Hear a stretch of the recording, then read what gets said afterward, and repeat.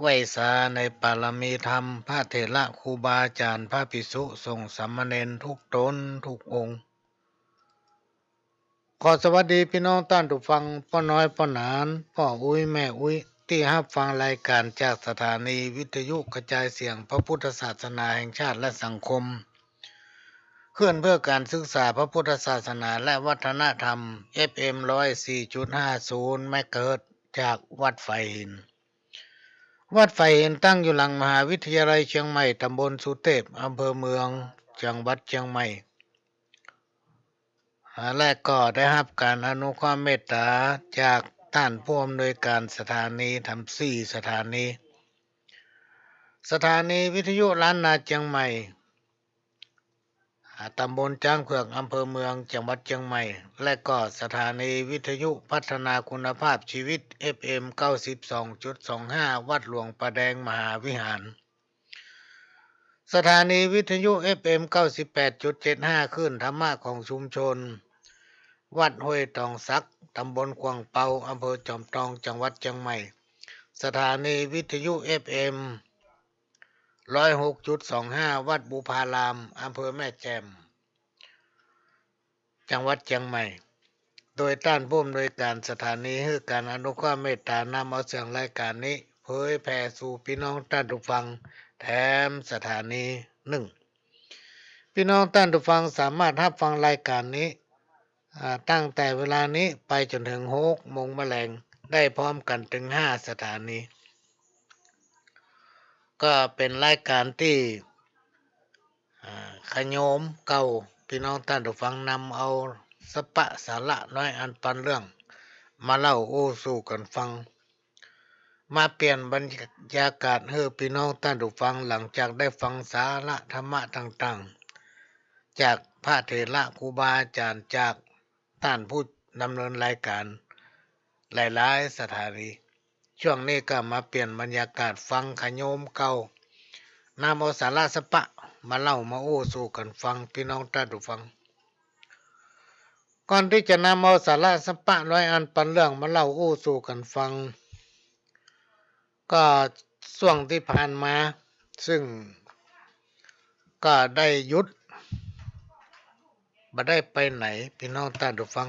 ต้องเฝ้าระวังกักตัวเก่าโดยไวรัสโรค5เนี่ย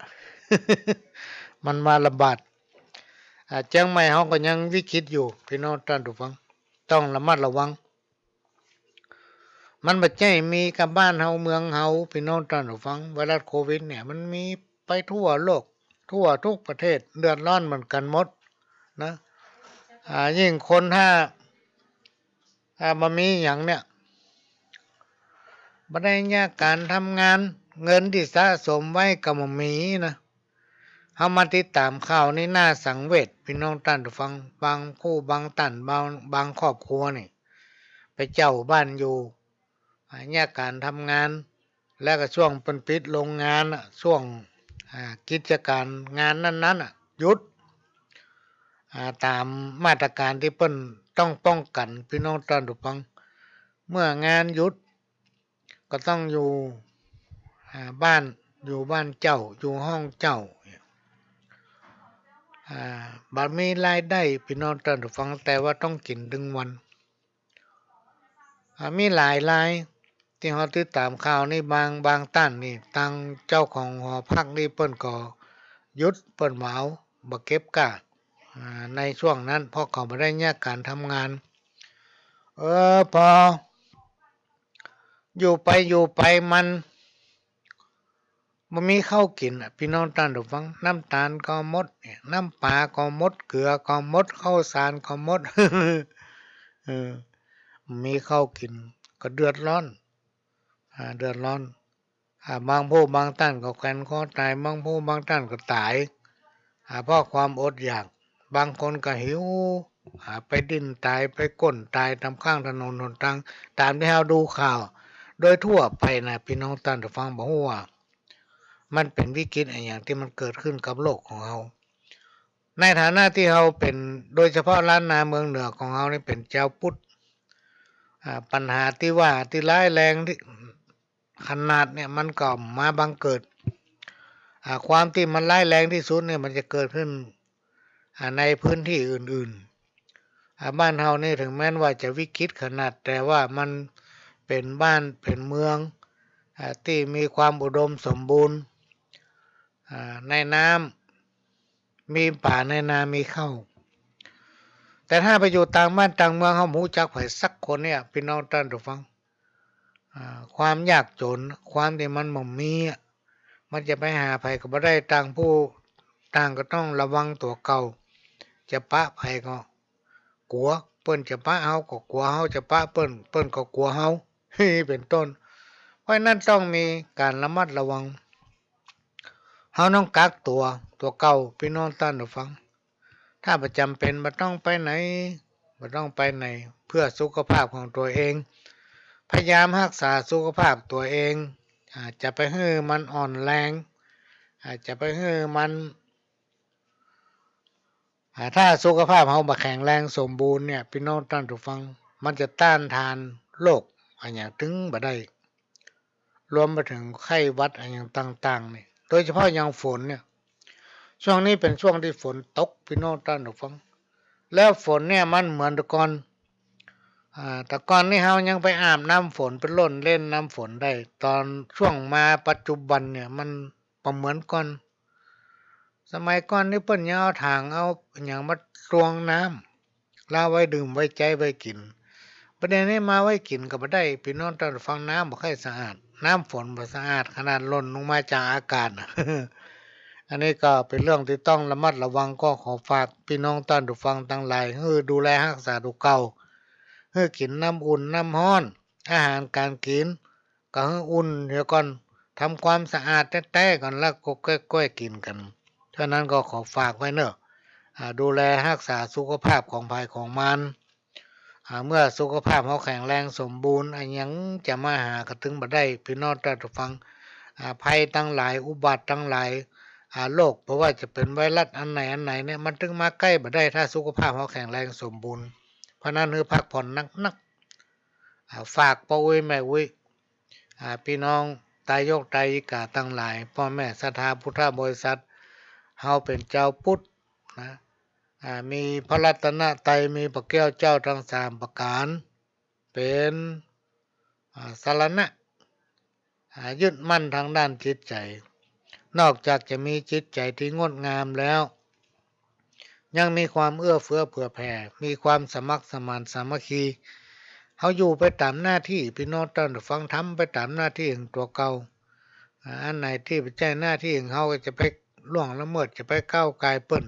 สิ่งไหนที่เป็นใจเรื่องของเขาก็ไม่ได้เอามาคิดมาอู้นะ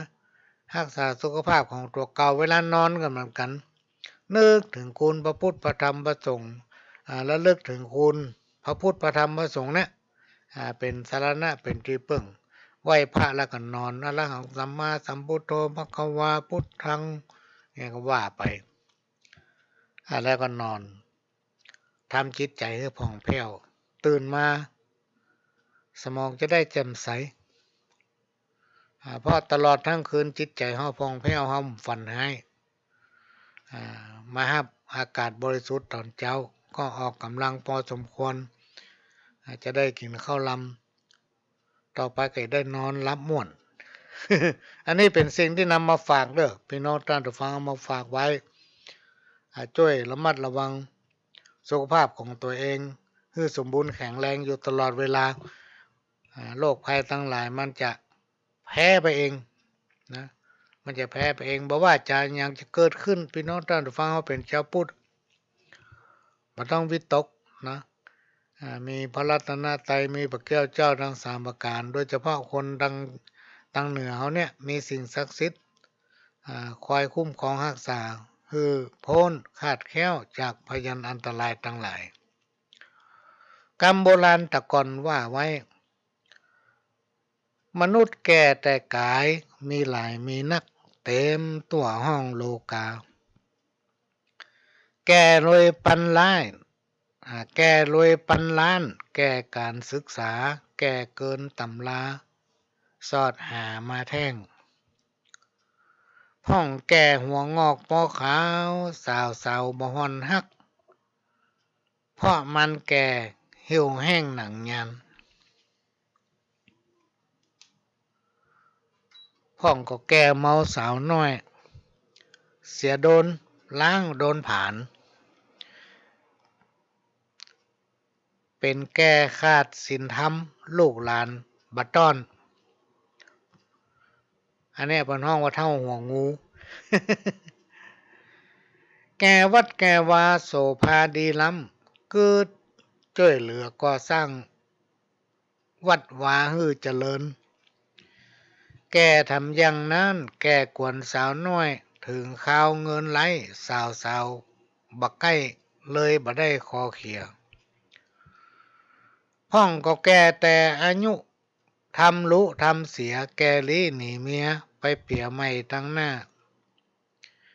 แกอย่างนี้มันจังสิบหายเข้าจุฮือเสียเงินบ่ได้อายแถมบ่น้อยแกมันเอาการจักสารเกี่ยวก้อยเงินมาคอยเปิดเลอะแกหลงละครนั่งอิงเติกเมอะดูม่วนเล่นใจยมกิเลสนำจักไฟหักผสมพ่องก็แก่เฮ็ดลมใจการบ่ได้อันเฮ็ดลมแก่เนี่ยพี่น้องท่านผู้ฟังต่อแจ้น้ำมันแล้วก็เอามาซอยอ่อนๆเอาไปใส่แกงแคเนาะ อร่อยต้องมาซอยอ่อนๆเนอะเอาแจ้น้ำมัน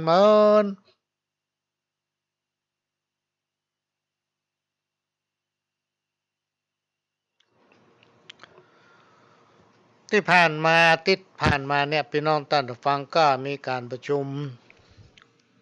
ถึง8 จังหวัดภาคเหนือแต่นั่งอู้บ้านไผ่บ้านมันเปิดโทรศัพท์ ไลน์ใส่กันเอา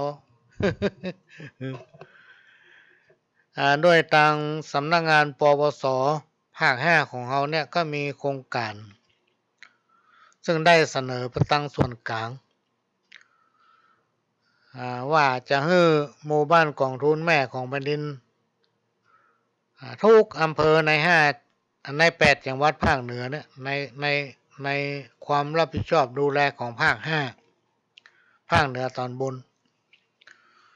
ก็จะมีการทดลองนำร่องให้ทุกจังหวัดและก็ทุกอำเภอละ1 หมู่บ้านกองทุนแม่ของแผ่นดินได้ปลูกต้นฟ้าทลายโจรซึ่งเป็นพันธุ์ที่เปิ้นไปจัดหามาจากพิษณุโลกก็จะให้หมู่บ้านกองทุนแม่ของแผ่นดินอำเภอละ1 แห่งเป็นต้นแบบนำร่องไปก่อนอย่างจังหวัดเชียงใหม่นี่ก็มี25 อำเภอพี่น้องท่านผู้ฟังก็มีอยู่25 หมู่บ้านกองทุนที่ทางสำนักงานพัฒนาชุมชนได้คัดเลือกเอาแล้วคัดเลือกพิจารณาละหมู่บ้านนี้พร้อมหน่อยก็ให้นำร่องเป็นต้นแบบเมื่อปลูกแล้วก็จะมีการส่งเสริมให้ขยายในอนาคตขยายไปหมู่บ้านต่างๆบอกว่าจะเป็นบ้านกองทุนแม่ของแผ่นดินและก็ข้างเคียงแล้วทางปปสภาค5โดยส่วนกลางเนี่ยเปิ้นก็จะมาสนับสนุนให้ความรู้เกี่ยวกับการขยายพันธุ์เกี่ยวกับการบำรุงรักษารวมไปถึงการเอามาอบแห้งตากแห้งแล้วก็มาอัดเม็ดนะมาอัดเม็ดเป็นสมุนไพรพื้นบ้านก็จะสนับสนุนพี่น้องท่านผู้ฟังรวมไปถึงจะมีเครือข่ายหน่วยงานหลายๆหน่วยงานเข้ามาดูแลร่วมก็มันเป็นสิ่งที่ดีพี่น้องท่านผู้ฟังที่จะมีโครงการฟ้าทลายโจรโดยเฉพาะในวันที่23เนี่ยที่แรกก็ว่าจะมีการประชุมทำรอบ1ประชุมตั้งหลายเนี่ย โอ้กันตั้ง ทางโทรศัพท์บ้านไหนบ้านมันก็อู้กันมาปะกันที่หน้าจอนี่แต่ก็ไม่แน่ใจเพราะว่าวันที่23นั้นก็มีหมู่บ้านนำร่องแม่ออนอำเภอสันกำแพงบ้านออนอำเภอสันกำแพงอาจจะเป็นบ้านกองทุนแม่ของแผ่นดินนำร่องก็จะมีการไปปลูกกันที่นั่นนะประมาณ100 ต้นและส่วนหมู่บ้านกองทุนแม่ของแผ่นดินอื่นๆแต่ละจังหวัดวันพรุ่งนี้ก็จะมีการดำเนินการกิจกรรมปลูกต้นฟ้าทลายโจร100 ต้นเหมือนกันมี8 จังหวัดภาคเหนือและจะทำพร้อมกันในพรุ่งนี้พี่น้องท่านผู้ฟังแล้วก็ตะวันนี้ผู้หลวงก็ได้มีโอกาสไปร่วมพิจารณาซึ่งได้ประชาสัมพันธ์มาหลายหลายครั้งว่าเราจะมีการยกระดับคือจะให้ทุกอำเภอนั้นมีการคัดเลือกหมู่บ้านต้นแบบที่เป็นหมู่บ้านกองทุนแม่ของแผ่นดินอำเภอละ1 แห่งแล้วส่งให้ต่างจังหวัดนะแล้วก็ตะวาเนี่ยอำเภอจังหวัดก็ได้มารวบรวมแล้วก็มาพิจารณาคัดเพื่อมาเหลือ6 อำเภอพี่น้องท่านผู้ฟังอำเภอละ1 ศูนย์เพื่อเอามาคัดเลือกว่าในจำนวน6 อำเภอละ1 ศูนย์เนี่ยมันจะมีอำเภอไหนพ้องที่มีผลงานนะและทำมาอย่างครบวงจรเหมาะสำหรับที่เป็นที่รองรับของแขกบ้านแขกเมืองที่เปิ้นจะมามาเยือนนะแต่ว่านี่ก็มีการไปนั่งพิจารณากันก็ผ่านหน้าจอนั่นพี่น้องท่านผู้ฟังซึ่งก็ได้คัดเลือกหมู่บ้านถึง6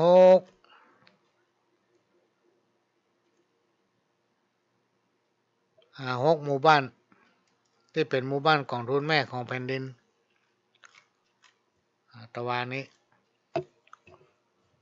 เด็กๆกำลังค้นหาจะมาฟังว่ามีบ้านไหนพ้องที่ได้รับการคัดเลือกจากจังหวัดเชียงใหม่เป็นหมู่บ้านศูนย์เรียนรู้กองทุนแม่ของแผ่นดินต้นแบบนะเพื่อจะได้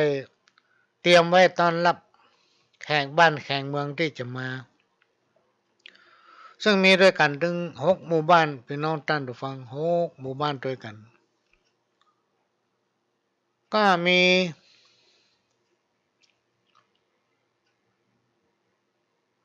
ีบ้านออนหมู่ที่14ตำบลสันกำแพงอำเภอสันกำแพงนี่ก็เป็น1 หมู่บ้านที่นะครับการคัดเลือกจากอำเภอส่งให้ทางจังหวัดก็พิจารณาตะวันนี้แล้วก็มีบ้านต้ากระดาษพี่น้องท่านผู้ฟังบ้านต้ากระดาษริมเหมืองตำบลฟ้าห้ามทำ1 บ้านแล้วก็มีบ้านป่าสังน้อยนะมีบ้านป่าสังน้อยอำเภอดอยสะเก็ด1 หมู่บ้านแล้วก็ติดตามด้วยบ้านปะเกียงนะเมืองเป้า1 หมู่บ้านแล้วก็ติดตามด้วยบ้าน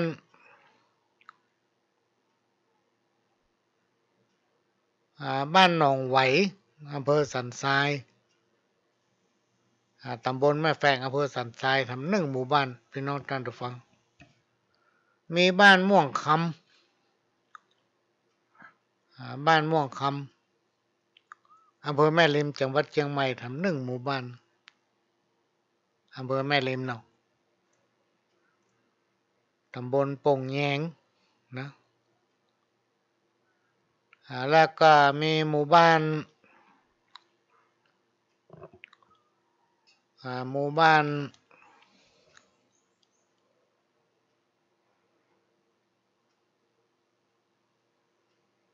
ดอยสะเก็ดว่าไปแล้วสันทรายว่าไปแล้วบ้านตากระดานว่าไปแล้วทั้งหมดกัน6 หมู่บ้านพี่น้องท่านผู้ฟังที่พิจารณากันว่านะผลจะเป็นอย่างใดนั่นก็เดียวต่างจังหวัดก็จะได้ออกหนังสือเวียนแจ้งไปพี่น้องท่านผู้ฟังเวียนแจ้งไปแล้วก็ในการพิจารณาสำหรับการปลูกต้นฟ้าทลายโจรซึ่งปปสภาค5นั้นได้เป็นผู้ประสานนะได้ผู้ประสานเพราะฉะนั้นในวันพรุ่งนี้ในพื้นที่5 จังหวัดก็จะเป็นต้นแบบนำร่องไปก่อนปลูก อย่างกองทุนแม่ของแผ่นดินชุมชนเกาะทองหมู่ที่19ตำบลรอบเวียงอำเภอเมืองจังหวัดเชียงรายอันนี้จะปลูกวันพุธ100 ต้นจังหวัดลำปางก็มีหมู่บ้านกองทุนแม่ของแผ่นดินบ้านปากเขบ้านปากแขอำเภอเกาะคาจังหวัดลำปางพวกนี้ก็จะปลูก100 ต้นจังหวัดลำพูนมี1 แห่งคือกองทุนแม่ของแผ่นดินบ้านป่า5หมู่14ตำบลเมืองจี้อำเภอเมืองจังหวัดลำพูนอันนี้ก็100 ต้นจังหวัดเชียงใหม่1 แห่งก็คือหมู่บ้านอ่อนหมู่ที่14ตำบลสันกำแพงวันพวกนี้ก็จะปลูก100 ต้นเป็นนอกท่านผู้ฟังนอกนั้นแต่ละอำเภอซึ่งเชียงใหม่เขามี25 อำเภอที่เป็นหมู่บ้านกองทุนแม่ของประเด็นต้นแบบก็จะทำตามกันไปพี่น้องท่านผู้ฟังแล้วก็จะมีการขยายพันธุ์มีการติดตามให้ความรู้ช่วยกันดูแลจนในที่สุดมาช่วยกันผลิตเม็ดพี่น้องท่านผู้ฟังส่งเสริมให้มีอาชีพเกี่ยวกับสมุนไพรพื้นบ้านโดยให้การอบรมให้การติดตามให้การดูแลทางด้านความสะอาดรวมไปถึงการ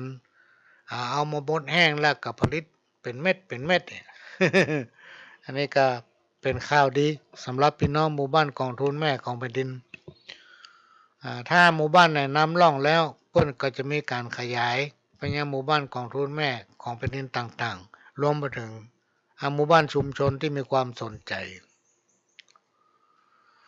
ก็มาว่าถึงสาระพี่น้องท่านผู้ฟังจงระงับหรือว่าดับความโกรธด้วยสติดับทิฏฐิของตัวเก่านี่ด้วยปัญญานะดับความแค้นดับความบ่พอใจอย่างตั้งหลายเราเนี่ยที่มันเกิดขึ้นกับสังคมเฮาในยุคปัจจุบันเนี่ยด้วยการทำใจนะอโหสิซึ่งกันและกันไผจะว่าจะได้ก็จังต้องนิ่งไว้และก็ดับทุกข์ทั้งหลายด้วยการปล่อยวางโทษของความโกรธนั้นพี่น้องท่านผู้ฟังภัยก็ตามถ้าปล่อยตัวปล่อยใจฮืดตกเป็นทาสของความโกรธมักจะประสบแต่ความเดือดร้อนวุ่นวายแม้นว่าจะร่ำรวยมั่งมีแก้วแหวนเงินคำนักหนาป้าป้านมากมายขนาดไหนก็ตามก็มักจะประสบแต่ความทุกข์คือความทุกข์ทางใจนะความโกรธ มักจะทำให้ลืมตัวขาดสติ คนเฮาเวลาโกรธไผจังไผแน่พี่น้องท่านผู้ฟัง เออมันตึงอยู่ในตึงม่วนงดงี้อยู่หันตลอดอันยังควางหูควางตาตึงบ่ได้แม้กระทั่งทรัพย์สินของตนเอง มันเป็นไฟแห่งความโกรธที่ร้ายแรงเผาไหม้อยู่ในอกในใจท่านแต่ถ้าภัยบ่สามารถควบคุมได้เนี่ยพี่น้องเราฟังห้ามใจมันไว้ได้เนี่ยความโกรธเป็นเหตุทำให้เกิดเรื่องการทะเลาะวิวาทบาดหมางกับคนอื่นคนไหนตั้นใดปล่อยให้ความโกรธความขี้โกรธขี้มิ่งครอบงำตัวเองเจือครูบาอาจารย์ตั้นกล่าวไว้ว่ากำลังเตียวไปสู่ประตูแห่งความเสื่อมภัยคนใดก็ตามพี่น้องท่านผู้ฟังที่ตกอยู่ในอำนาจของความโมโหความโกรธแม้ว่าจะมียศก็จะทำให้เสื่อมจากยศนั้นคนที่เปิ้นเคยเคารพนับถือก็จะหมดความเคารพนับถือโบราณกล่าวว่ามักจะขาดญาติและวาสนาบารมี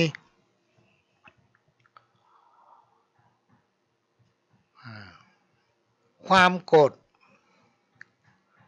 อาจจะทำให้กลายเป็นคนที่ไร้ญาติขาดมิตรความโกรธเป็นเหตุให้ขาดสติคนเฮาเวลาโกรธให้ไผเนี่ยพี่น้องท่านผู้ฟัง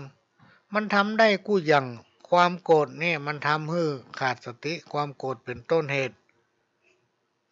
ทำให้เกิดเหตุอย่างมากมายเมื่อเราดูข่าวหนึ่งวันเนี่ย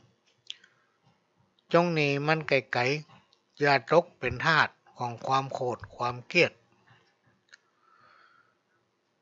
อันนี้ก็นำมาฝากในวันนี้ศรัทธาคำว่าศรัทธานี่หมายถึงความเลื่อมใสความเชื่อปัจจุบันสังคมยุค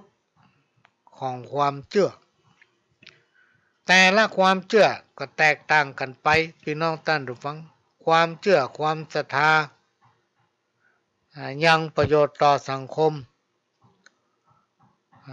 เฮาอยู่ในยุคโลกาภิวัตน์และความเชื่อนี้แม้ในอดีตจนถึงปัจจุบันเนี้ยความเชื่อนั้นก็ยังมีสืบทอดกันมาเป็นทอดมีผลส่งให้สังคมอยู่เย็นเป็นสุขมีผลส่งให้จิตใจของคนเฮานั้นอยู่เย็นเป็นสุขความเชื่อความศรัทธาทำให้เกิดปิติสุขคือทำให้คนเฮามีความสุขทางด้านจิตใจความเชื่อความศรัทธาทำให้เกิดความสำเร็จทางด้านการดำรงชีวิต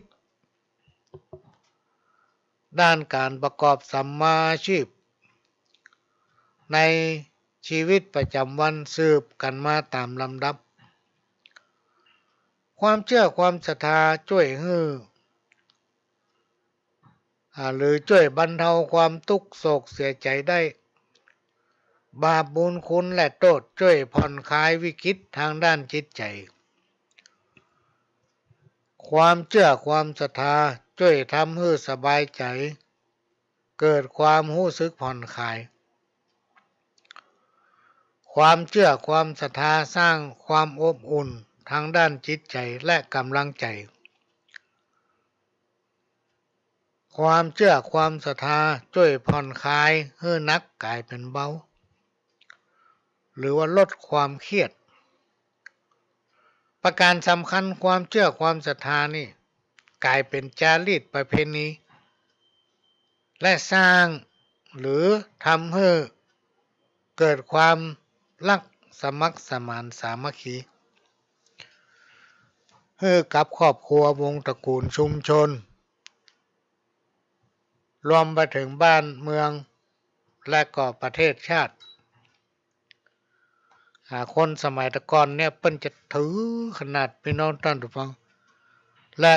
จะนำเอาสิ่งทั้งหลายเหล่านี้มาบอกลูกสอนหลาน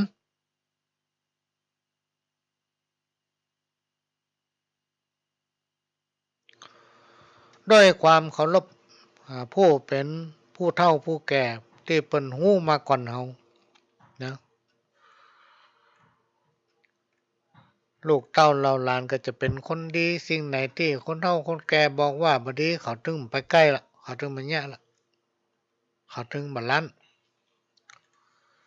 อันนี้ก็เป็นความเชื่อเกี่ยวกับปิตามารดาพ่อแม่ปู่ย่าตายายเพิ่นว่าอันใดก็มือเนี่ยมือใกล้มือทำอย่างอาบายเนี่ยเข้าของตั้งหลายเนี่ย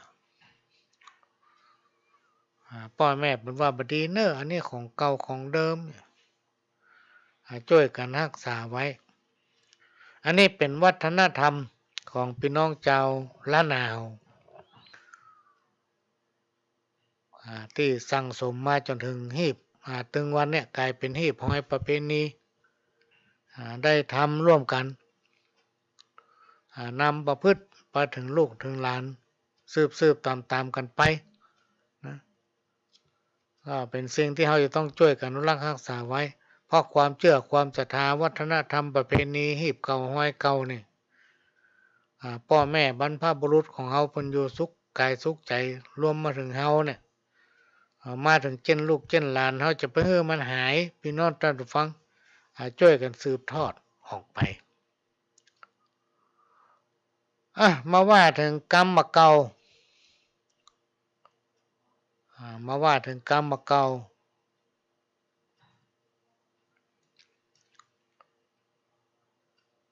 คนตกต่ำเต้านอนหงาย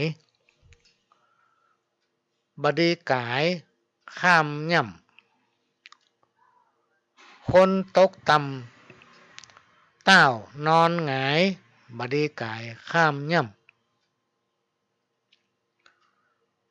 หรือมีทำกรรมหนึ่งคนล้มอย่าข้ามคนเฮาย่อมมีผิดพลาดหรือบ่ประสบผลสำเร็จในสิ่งที่ตั้งใจในความสำนึกก็ย่อมจังมีความเสียใจเป็นธรรมดากรรมโบราณแต่ก่อนเพิ่นก็เลยบอกว่าบ่ดีซ้ำเติมกันบ่ควรดูถูกเหยียบย่ำซึ่งกันและกันคนบ่เคยทำผิดคือคนที่บ่เคยทำอันหยังผิดถูกย่อมจังมีเกิดขึ้นกับทุกคนคนยากการนักก็มีความผิดพลาดนักคนมีความผิดพลาดน้อยก็คือยากการน้อยคนที่มีความผิดพลาดก็คือคนมันย่านหยังพี่น้องท่านผู้ฟังคนมันยากไร้มีคนสงสารคนขี้ค้านแอวยานไผบ่ชอบหน้าคนใดมีความขยันหมั่นเพียรบ่มีวันอดตายพี่น้องท่านผู้ฟังในยามขัดสนก็มีคนสงสารเอ็นดูคือการอนุเคราะห์ช่วยเหลือต่างกับคนที่ขี้ค้านแอวหยานกินแล้วนอนนอนแล้วก็กินนี่นะ ลุกมากินแล้วก็เอวเนาะ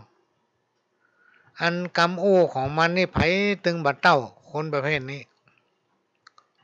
เพิ่นฮ้องว่าเป็นคนที่ขี้ค้านแอวหยานบ่ชอบยากกันทำงานสอบไปสอนคนนั้นว่าคนนี้แล้วบ่สวมงอนตัวเก่า ชอบว่าคนนั้นคนนี้ว่าคนนั้นก็บ่ดีคนนี้ก็บ่ดีบ่ชวมงอนตัวเก่าตัวเต็มเต็วนะคนฮักเต้าผืนหนังคนจังเต้าผืนเสื้อคนฮักเต้าผืนหนังคนจังเต้าผืนเสื้อ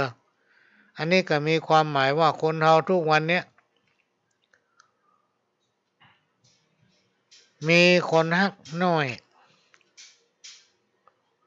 มีคนฮักน้อยกว่าคนจังคนบ่ชอบมีนักมีแถมคำหนึ่งโบราณกล่าวไว้ว่าอย่าไว้ใจทางอย่าวางใจคนหรือว่าจะไปวางใจไผง่ายๆอย่าไว้ใจไผง่าย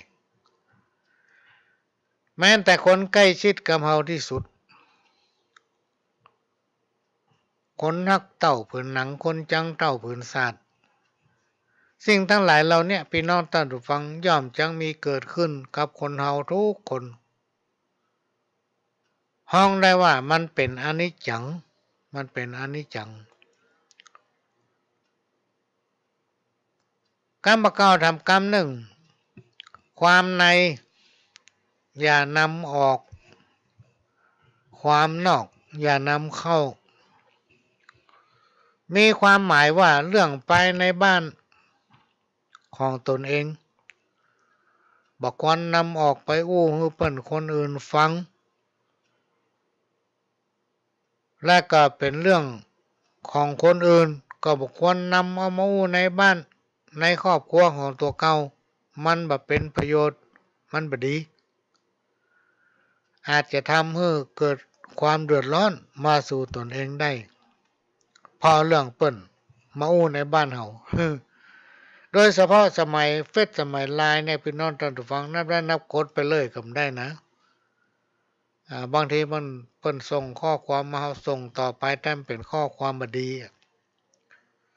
บางทีเปิ้นส่งข่าวหยังมาเฮากดอ่านไปเสี่ยงสตางค์นะพี่น้องท่านผู้ฟังเสี่ยงสตางค์ตัวทำให้เดือดร้อนตัว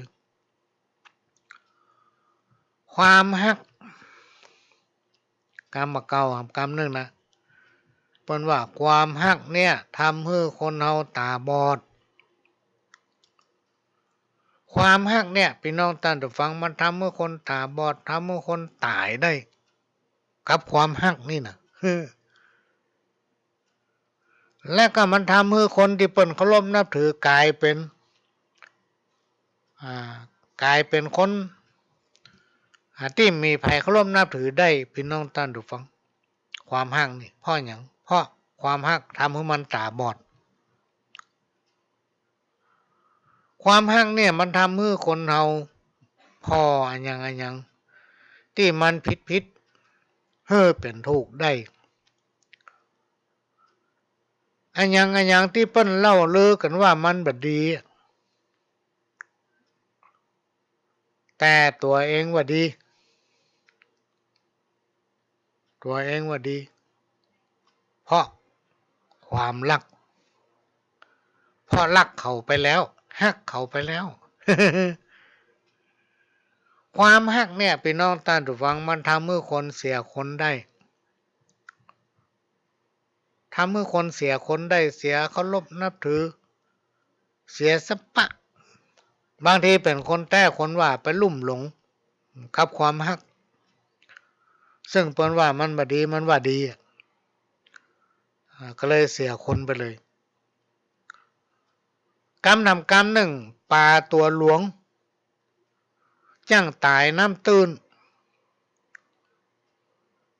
อันนี้มีความหมายว่าคนฉลาดเนี่ยพี่น้องท่านฟังคนรกคนแหลมแต้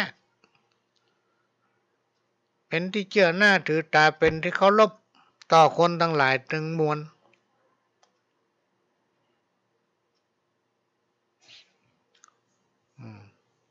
เป็นคนที่ฉลาดแต่มักจะทำมันอย่างพลาดไปเสมอ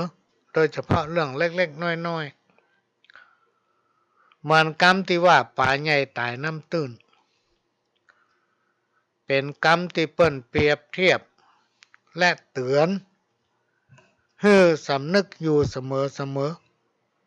บ่ได้มองข้ามความปลอดภัย บดีมองข้ามความรู้สึกกับน้ำใจของคนอื่นบดีมองข้ามแม้นว่าเราจะได้เป็นใหญ่เป็นโตเปิ้นยกย่องเป็นผู้นำคนตั้งหลายกับบัถนอมน้ำใจแล้วก็ตอบสนองทำให้คนที่เปิ้นเคารพนับถือโทษทูลยกย่องเสียน้ำใจโบราณกล่าวว่าบดีจะไปยะเนอะพี่น้องท่านผู้ฟังทั้งหลายอันนี้เป็นกรรมเก่าที่เปิ้นแต่งแต้มเขียนไว้กเอามาเล่ามาอู้สู่กันฟังปากคนยาวกว่าปากกาปากคนเฮาเนี่ยพี่น้องท่านผู้ฟังสามารถแพร่ข่าวสารได้รวดเร็วกว่าปากนกปากกากำโอ้กำจาเป็นสิ่งสำคัญกว่าอย่างอื่นการอู้นักเกินไปโดยบ่คิดให้ดีเสียก่อนอาจจะทำให้เกิดปัญหาติดตามมาได้ซึ่งมันจะแก้ไขยากมีกำหนึ่งที่ว่าปากเป็นธรรมแต่ใจในมันดำเหมือนงูเห่าห้อม ไผที่อยู่ในประเภทนี้พี่น้องต้องระวังควรหนีหรือเว้นฮื้อไก่เพราะคนดังกล่าวนี้ปากกับใจบ่ตรงกันนะปากกับใจมันบ่ตรงกันปากมันอู้อย่างใจมันคิดไปทำยังคนประเภทนี้ถ้าคบไปเป็นภัยแก่ตนเองหาความเจริญบ่ได้นะกรรมเก้าทำกรรมหนึ่งบดีอำพรางนักปราชญ์บดีประมาทผู้มีศีลมีความหมายว่าการปิดบังความรู้หรือว่าเรื่องราวต่างๆกับนักปราชญ์ซึ่งเปิ้นเป็นผู้มีความรู้โบราณกล่าวไว้ว่าบดีทำกรรมหนึ่งกรรมที่ว่าบดีประมาทผู้มีศีลบักควรไปกล่าวซบประมาทหรืออู้ในสิ่งที่บดีอันเป็นการบ่สมควรอย่างยิ่งต่อผู้มีศีลนี่สำคัญนะพี่น้องท่านผู้ฟังบดีอำพรางนักปราชญ์บดีประมาทผู้มีศีลแม้แต่ละอ่อนตัวน้อยๆเนี่ยเข้าไปอยู่วัดเป็นขโยมหรือว่าเข้าไปบวชเอาผ้าเหลืองอันยังมาห่มมาตุ้มสมทานตัวเองได้บวชเป็นสามเณรถือว่าเป็นผู้มีศีลมีบุญแล้วนะพี่น้องท่านผู้ฟังเพราะว่าการบวชมันไม่ใช่บวชกันได้ง่ายๆคนมีบุญนี่บ่ได้บวชพี่น้องท่านฟังบดีประมาทบดีไปกล่าวให้ใส่เปิ้นดีบดีอยู่ที่ตัวภัยตัวมันกรรมเก่าทำกรรมหนึ่งบดีแกว่งตีนหาเสี้ยนบดีแกว่งตีนหาหนามมีความหมายว่าอย่าแกว่งเท้าหรือตีนหาหนามบ่ควรเข้าไปยุ่งเรื่องของคนอื่นที่ไปแจ้งเรื่องของตนเองถ้าเข้าไปยุ่งแล้วอาจจะทำให้มีเรื่องเดือดร้อนติดตามมาภายหลังโบราณห้ามไว้ว่าบดีแกว่งตีนหาหนาม บดีไปซ้อหาเรื่องกรรมเก่าทำกรรมหนึ่งถึงจะตุกกินข้าวกับเกลือยังดีกว่ากินยาเบื่อของคนปากหวานอันนี้มีความหมายว่าก่อนจะเชื่อคำอู้ของคนผู้ใดนั้นให้พิจารณาเสียก่อนบางคนพอได้ยินเปิ้นอู้จาหวานน้อยก็ไปหลงคาลมนี่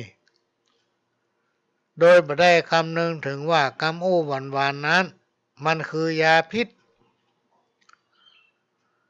อาจจะเป็นอันตรายต่ออนาคตของตนเองก็ได้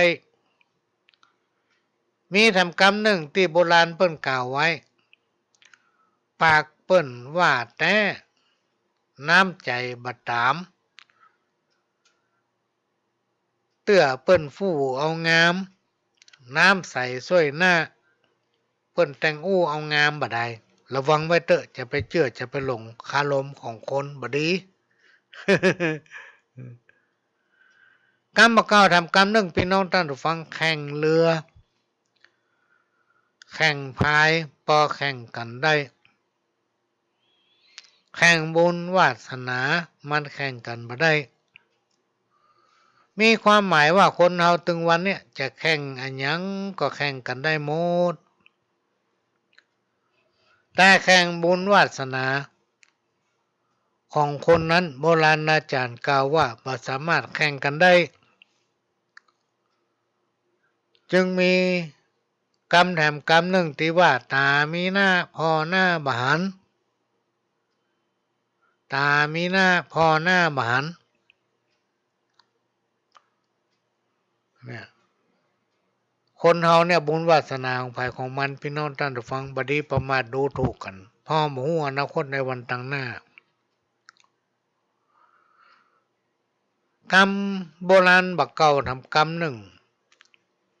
ใกล้เกลือกินดังอยู่ใกล้เกลือแล้วก็กินดังอันนี้มีความหมายว่าสิ่งที่หาได้ง่ายสิ่งที่อยู่ใกล้เบากลับไปเอาสิ่งที่อยู่ไกลหรือสิ่งที่หายากเปิ้นเปรียบได้ว่าเกลือมันหาง่ายด่างนั่นหมายความว่า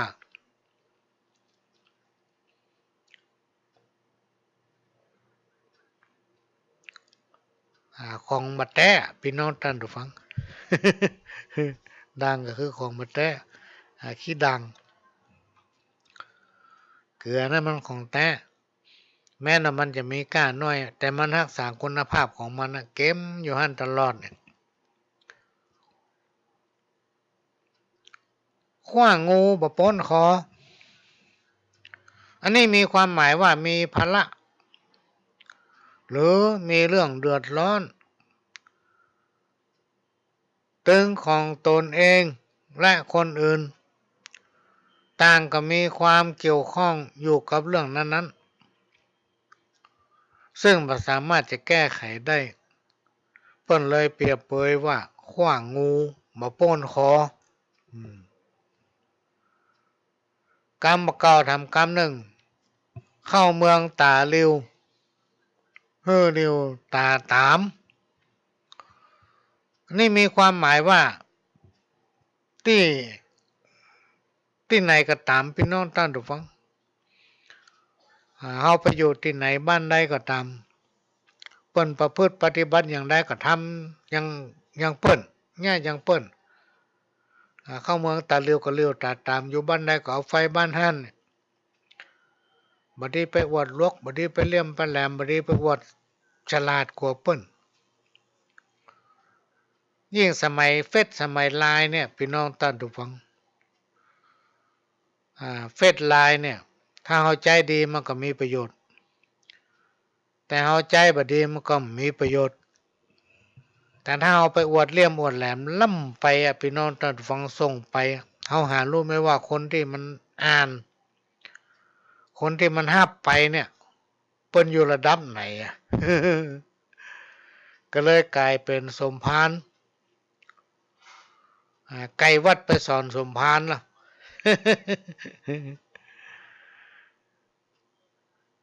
กรรมเก่าทำกรรมหนึ่งข้างนอกสุกใสข้างในเป็นโพรงมีความหมายว่าการดูคนหรือสิ่งของนั้นๆบ่ควรดูแต่ภายนอกว่าเป็นของดีของแท้ อีกความหมายหนึ่งเปรียบเหมือนดังคนเฮาถึงวันนี้ดูภายนอกก็ดูดีสวยงามรูปหล่อสวยงามแต่กิริยามารยาทและความประพฤตินั้นโอ้มันถึงคนถอยแท้ๆ กรรมเก่าผมว่าไว้ข้างนอกสุขใสข้างในเป็นโพรงความงัวบ่หายความควายเข้ามาแทรกมีความหมายว่ามีเรื่องมีราวเดือดร้อนเกิดขึ้นยังบัดตันจะแก้ไขหรือจัดการให้สงบดีก็เกิดเรื่องไม่ซ่อนขึ้นมาแถมเนี่ย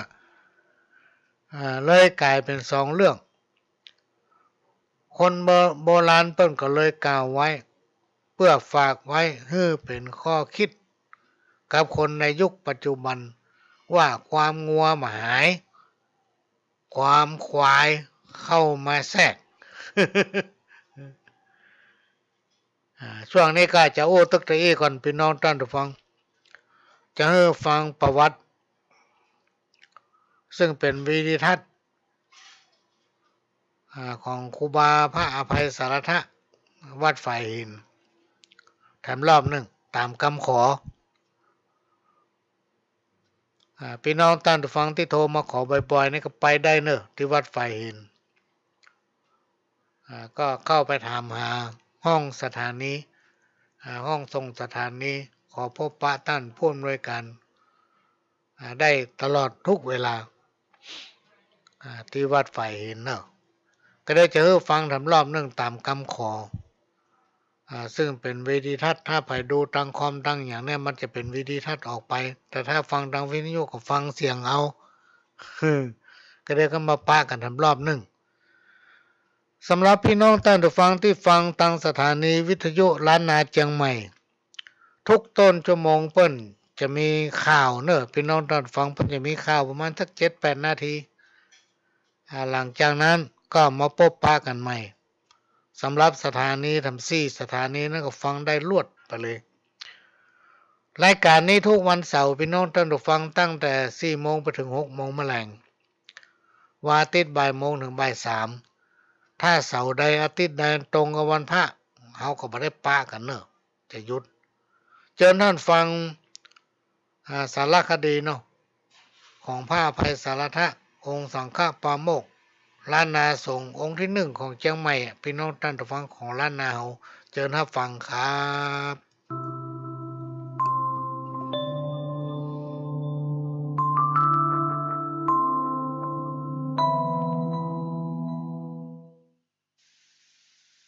จากประวัติการปกครองคณะสงฆ์จังหวัดเชียงใหม่ได้มีการบันทึกไว้ว่าภายหลังที่เหล่าคณะสงฆ์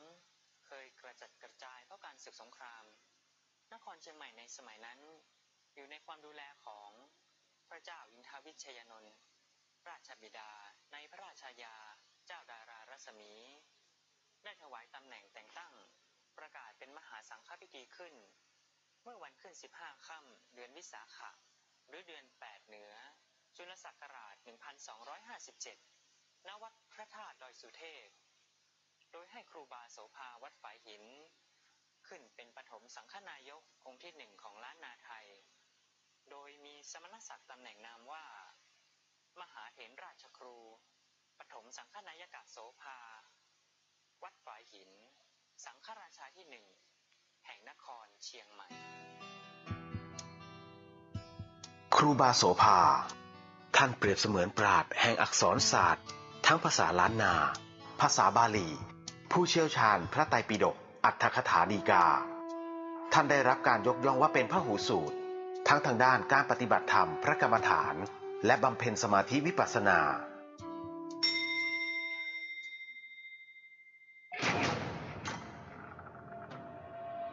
หลังวัดฝายหินห่างออกไปราว200 เมตรเงื่อมผาแห่งนี้คือสถานที่ที่ท่านใช้เป็นที่ปลีกวิเวกบำเพ็ญวิปัสสนาอยู่เสมอ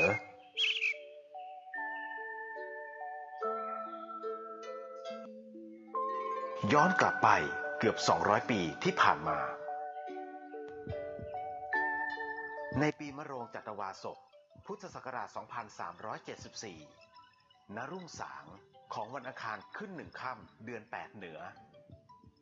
เด็กชายตัวน้อยคนหนึ่งก็ได้ถือกำเนิดขึ้น พร้อมกับเวลาที่ฝูงควายของชาวบ้านซึ่งปล่อยให้ออกไปกินหญ้าได้กลับเข้ามาหมู่บ้านโดยที่ไม่มีใครไล่ต้อน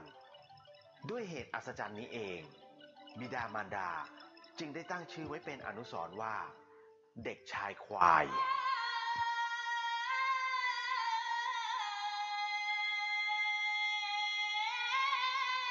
การเวลาล่วงผ่านเมื่อท่านอายุได้11 ปีพร้อมกับราศีอันสง่าเกินกว่าเด็กในวัยเดียวกันจึงได้รับความเมตตาจากสาธุเจ้าครูบามารวิชัยผู้เจริญด้วยศีลและจริยวัตรได้ขอนานอินตะและนางซอนให้เด็กชายควายได้เป็นศิษย์เพื่อเข้าศึกษาอักขระสมัยอยู่วัดวาอารามและปรนนิบัติครูบาอาจารย์ที่วัดฝายหินเมื่ออายุได้15 ปีท่านได้บรรพชาเป็นสามเณรอยู่ในบวรพระพุทธศาสนาณวัดฝายหิน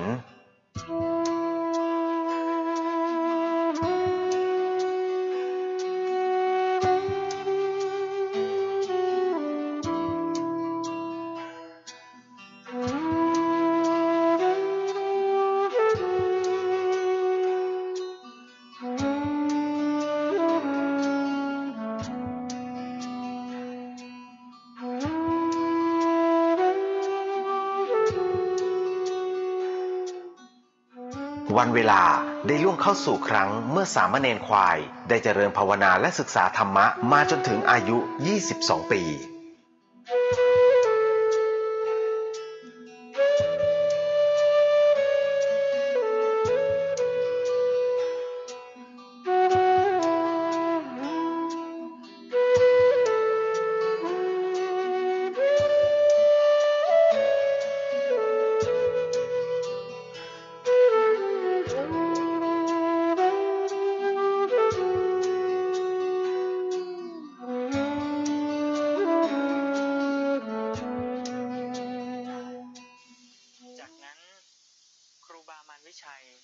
จึงได้ให้ท่านรับการอุปสมบทเป็นพระภิกษุ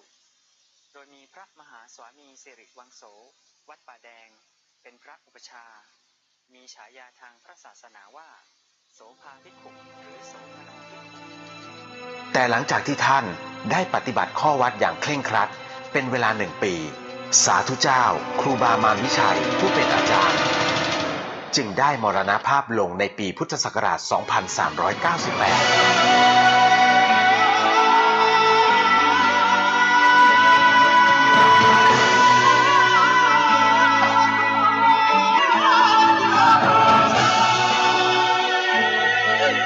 หลังจากนั้น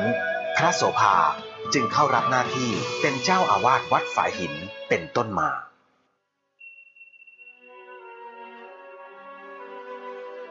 ท่านได้จัดให้มีการศึกษาขึ้นเป็นครั้งแรกทางอักขระภาษาทั้งคัมภีร์มูลกระจายและคัมภีร์สมัญพิทายานซึ่งในสมัยนั้นเรียกว่าศรัทธา8 มรรคหรือเรียกกันในปัจจุบันว่า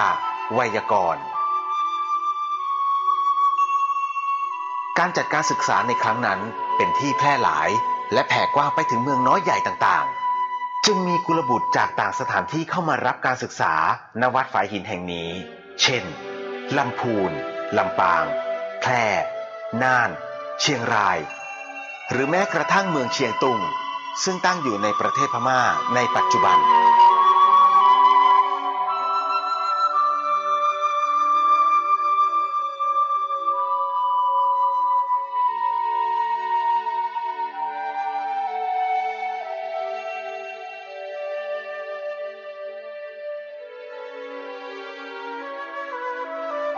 ด้วยการที่วัดฝายหินเคยเป็นที่ศึกษาเล่าเรียนทั้งทางอักขระภาษาและคัมภีร์ต่างๆมาตั้งแต่อดีตจนถึงปัจจุบัน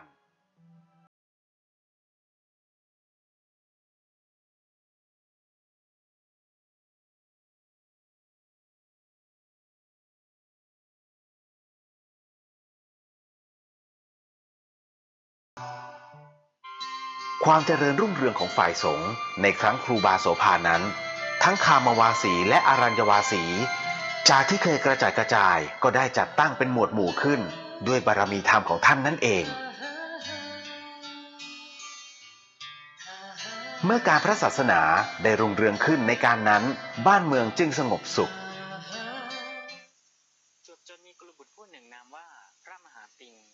ท่านจบการศึกษาพระปริยัติธรรมปรริญญาธรรม5 ประโยคจากวัดบวรนิเวศวิหารกรุงเทพมหานครผู้เป็นเจ้าหัวคณะใหญ่ฝ่ายพระธรรมยุติกนิกายท่านได้กลับมาสำนักตนอยู่วัดเจดีย์หลวงชาวบ้านชาวเมืองมีเจ้าขุนมูลนายฝ่ายใต้และฝ่ายเหนือต่างก็นิยมชมชอบในลัทธิธรรมที่พระมหาปิงนำมาจากใต้ต่อมาท่านได้รับตำแหน่งเจ้าคุณนพีศรีพิสารคุณในกาลครั้งนั้นเหตุว่าได้ปรากฏลัทธิธรรมใหม่ที่ต่างไปจากเดิมเผยแผ่เข้ามาทำให้พุทธศาสนิกชนยังคงเกิดความไม่เข้าใจว่าการศาสนาใดเป็นอย่างไรจึงเกิดความแตกแยกกันในหมู่คฤหัสถ์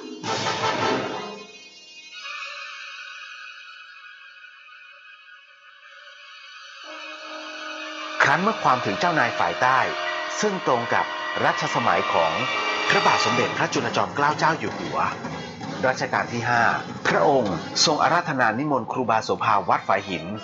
ซึ่งในขณะนั้นได้ดำรงตำแหน่งสังฆราชาองค์ที่ 1เข้ามาประชุมเรื่องการสงฆ์ณตำหนักวัดเบญจมาบพิตรในปีพุทธศักราช 2449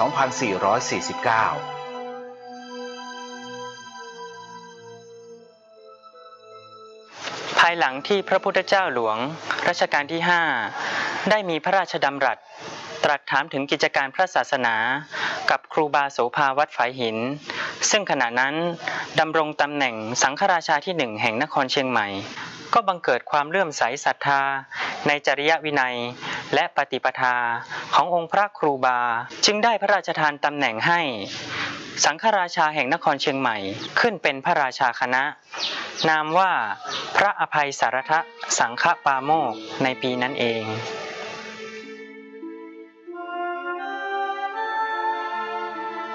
เมื่อท่านเดินทางกลับมาถึงนครเชียงใหม่พระสงฆ์ทั้งหลายและชาวบ้านได้ปลื้มปิติเป็นอย่างมากการบริหารกิจการคณะสงฆ์ในนครพิงค์เชียงใหม่ก็ได้เจริญรุ่งเรืองขึ้นตามลำดับ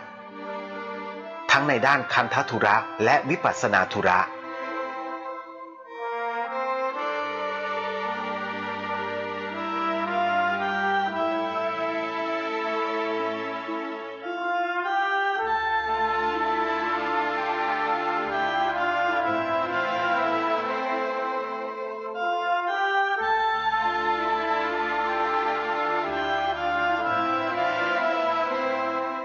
ส่วนในด้านสาธารณูปการครูบาโสภานั้นท่านได้เป็นประธานสร้างวัดวาอารามและถาวรวัตถุต่างๆมากมายในล้านนาไทยจนกระทั่งเมื่อวันที่ 21 เมษายน พุทธศักราช 2457 พระอภัยสารทสังฆปาโมกข์พระราชาคณะ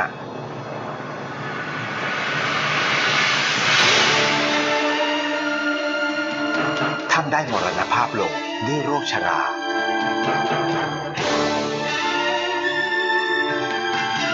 ณวัดฝายหินแห่งนี้สิริรวมอายุท่าน83 พรรษา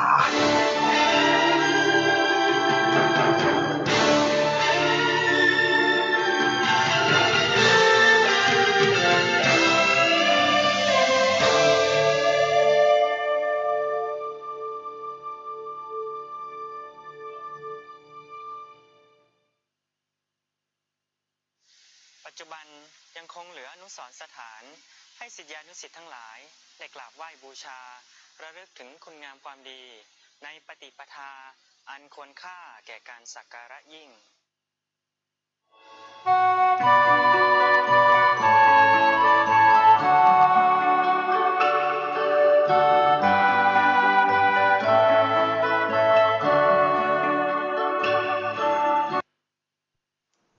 ก็ผ่านไปพี่น้องท่านผู้ฟัง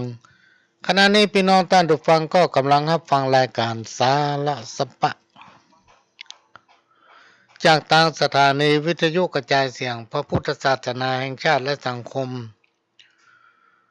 ขึ้นเพื่อการศึกษาพระพุทธศาสนาและวัฒนธรรม FM 104.50 เมกะเฮิรตซ์จากวัดฝายหิน วัดฝายหินตั้งอยู่ตำบลสุเทพอำเภอเมืองจังหวัดเชียงใหม่และก็ได้รับการอนุเคราะห์เมตตาจากท่านผู้อำนวยการสถานีวิทยุคลื่นพัฒนาคุณภาพชีวิต FM 92.25 วัดหลวงประแดงมหาวิหารสถานีวิทยุล้านนาเชียงใหม่ตำบลจ้างเผือกอำเภอเมืองจังหวัดเชียงใหม่และก็สถานีวิทยุ FM 98.75 คลื่นธรรมะของชุมชนวัดห้วยตองซักตำบลกวางเปาอำเภอจอมทองจังหวัดเชียงใหม่สถานีวิทยุมนต์เสียงธรรม 106.25 วัดบูพารามอำเภอแม่แจ่มจังหวัดเชียงใหม่พี่น้องท่านผู้ฟังสามารถรับฟังรายการนี้ได้พร้อมกันถึง5สถานีตั้งแต่เวลา4 โมงถึง 6 โมงแมลงแล้วก็วันอาทิตย์บ่ายโมงถึงบ่าย3 โมงถ้าเสาร์อาทิตย์ใดพี่น้องท่านผู้ฟังมันตรงกับวันพระแล้วก็ตั้งแต่เวลาบ่ายโมงไปจนถึงบ่าย3 โมงเนี่ยเฮาถึงได้ปะกันเนอะพี่น้องท่านผู้ฟังก้อยมาปะกันในช่วงวันอื่นๆที่มันบ่ตรงทางสถานีเปิ้นถ่ายทอดก็จะได้ปะกันตลอด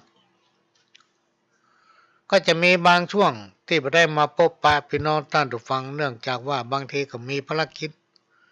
บางทีก็บ่ค่อยสบาย มีสปะพี่น้องท่านผู้ฟัง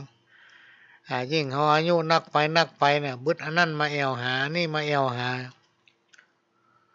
ก็มาฟังคำข้าวสักบท2 บท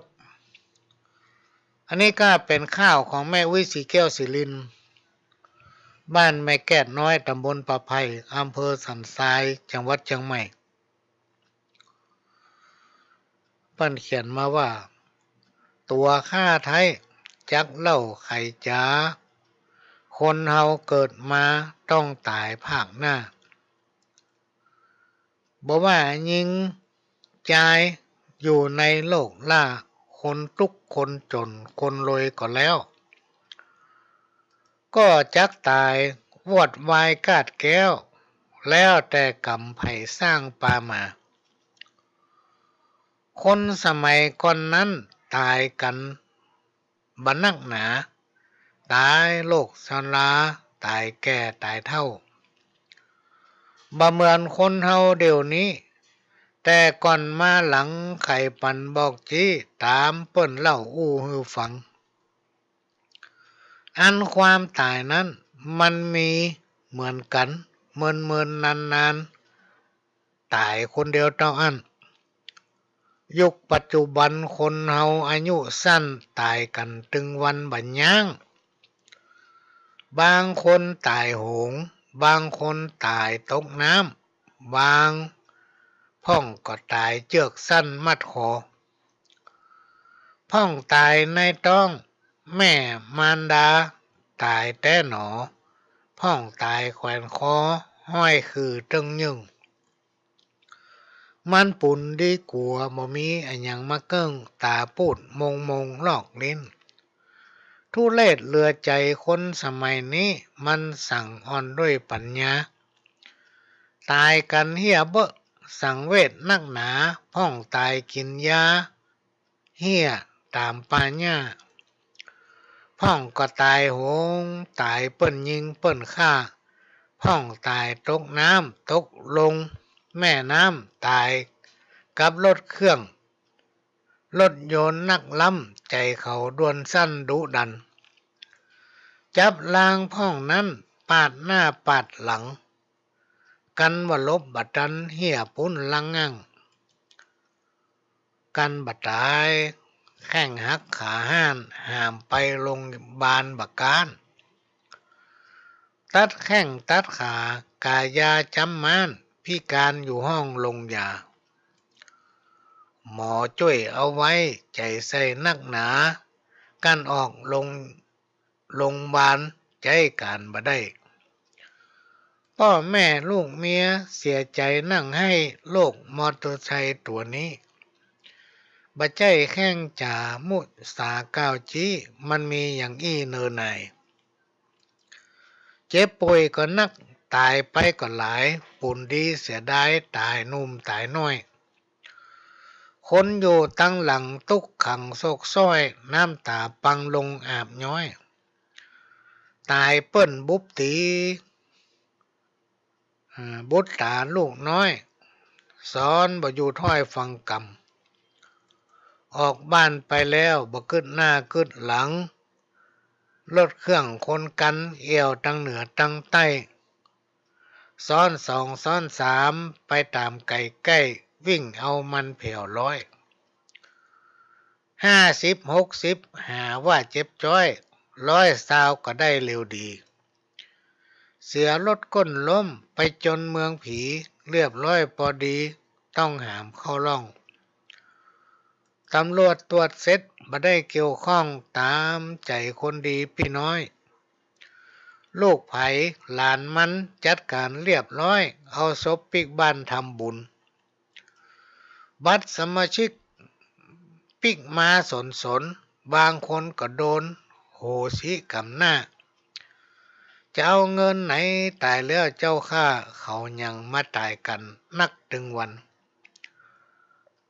ซ้ำโลก5ไวรัสมาแซมตายเหมือนใบไม้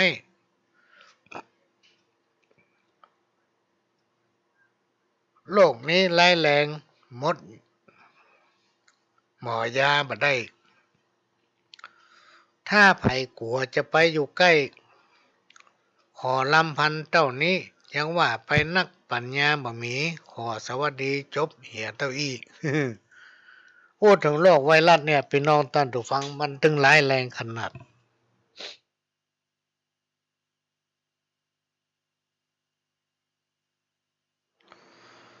เมื่อเมื่อกี้วันมานี้ประหลวงได้มีโอกาสไปพบปะกับหม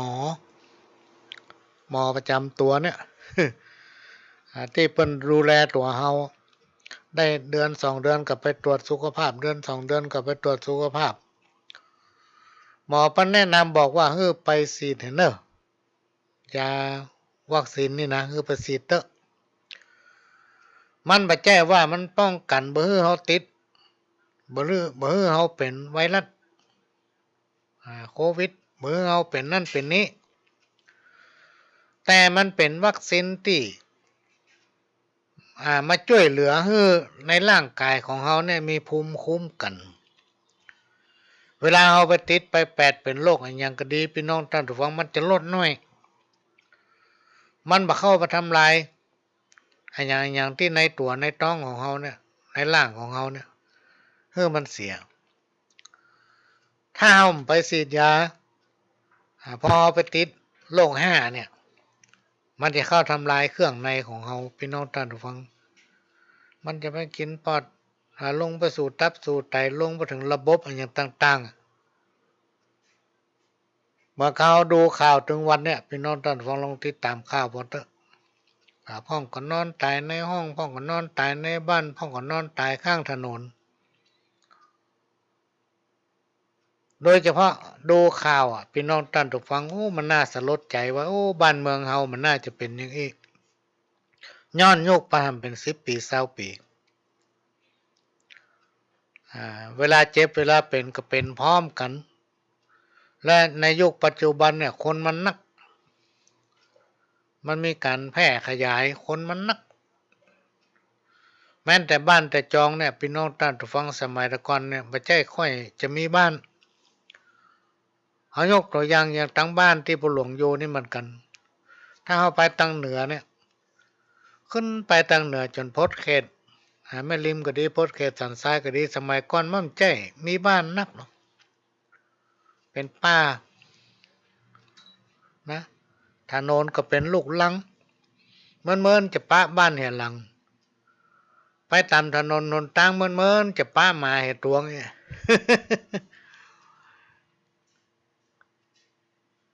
พอลงยุคประเดี๋ยวเนี่ยพี่น้องท่านฟังถึงวันเนี่ยบ้านติดบ้านที่ว่างพอบ่ว่าง วันนั้นมีอยู่คนหนึ่งได้ปะกันข้างถนนโอ้ประเด็นนี้บ้านอย่ามานักแต่นักว่าคนอย่ามาหลายแต่หลายว่าหาอย่ามาเพิ่มมาติ๊กโน่ไปทางใดกับบ้านเต็มหมดว่ะแต่ก่อนผมเคยไปเกี่ยวหญ้าหั่นประเดี๋ยวไปเกี่ยวบ่ได้ละบ้านเต็มหมดเป็นแถวไอ้ เพราะบ้านจัดสรรมันขึ้นมานักโดยเฉพาะทางเหนือเขาเนี่ยคนดังภาคใต้ภาคกลางเปิ้นก็ชอบมาอยู่ทางเหนือเพราะทางเหนือเนี่ยเป็นคนที่มีน้ำใจเป็นพื้นที่ที่มีความอุดมสมบูรณ์ถ้าใครได้มาอยู่ม่วนอกม่วนใจกินก็ล่ำนอนก็รับบรรยากาศอย่างก็ดีหมดคนก็เลยมาอยู่กันนักนะ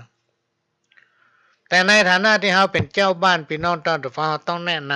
ำเพื่อเปิ้นทำตามเฮาเหมือนกรรมเก่าที่ว่าไปอยู่บ้านใดก็เอาไฟบ้านนั้นเนี่ยต้องแนะนำเปิ้น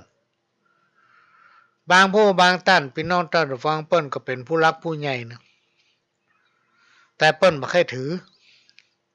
ตามเหตุตามห้อยของเฮาเนี่ยเปิ้นบ่ค่อยถืออย่างว่าเดือนนี้เดือน11เนาะโบราณเขาจะถือว่า37 11เนี่ยมันเสียเสากับพัดถ้าวันเสียนี่เปิ้นบ่ค่อยปกบ้านแปลงเฮือนแม้แต่ศาลเจ้าที่ศาลพระภูมิอย่างนั้นเปิ้นมาเนี่ยแต่ผู้รักผู้ใหญ่บางคนที่เปิ้นมีความรู้นักการงานเปิ้นมีเวลาเปิ้นก็บ่ว่าง มาว่างวันนั้นบ่ดีผมจะทำนะบ่ได้นะเป็นวันเสียนะ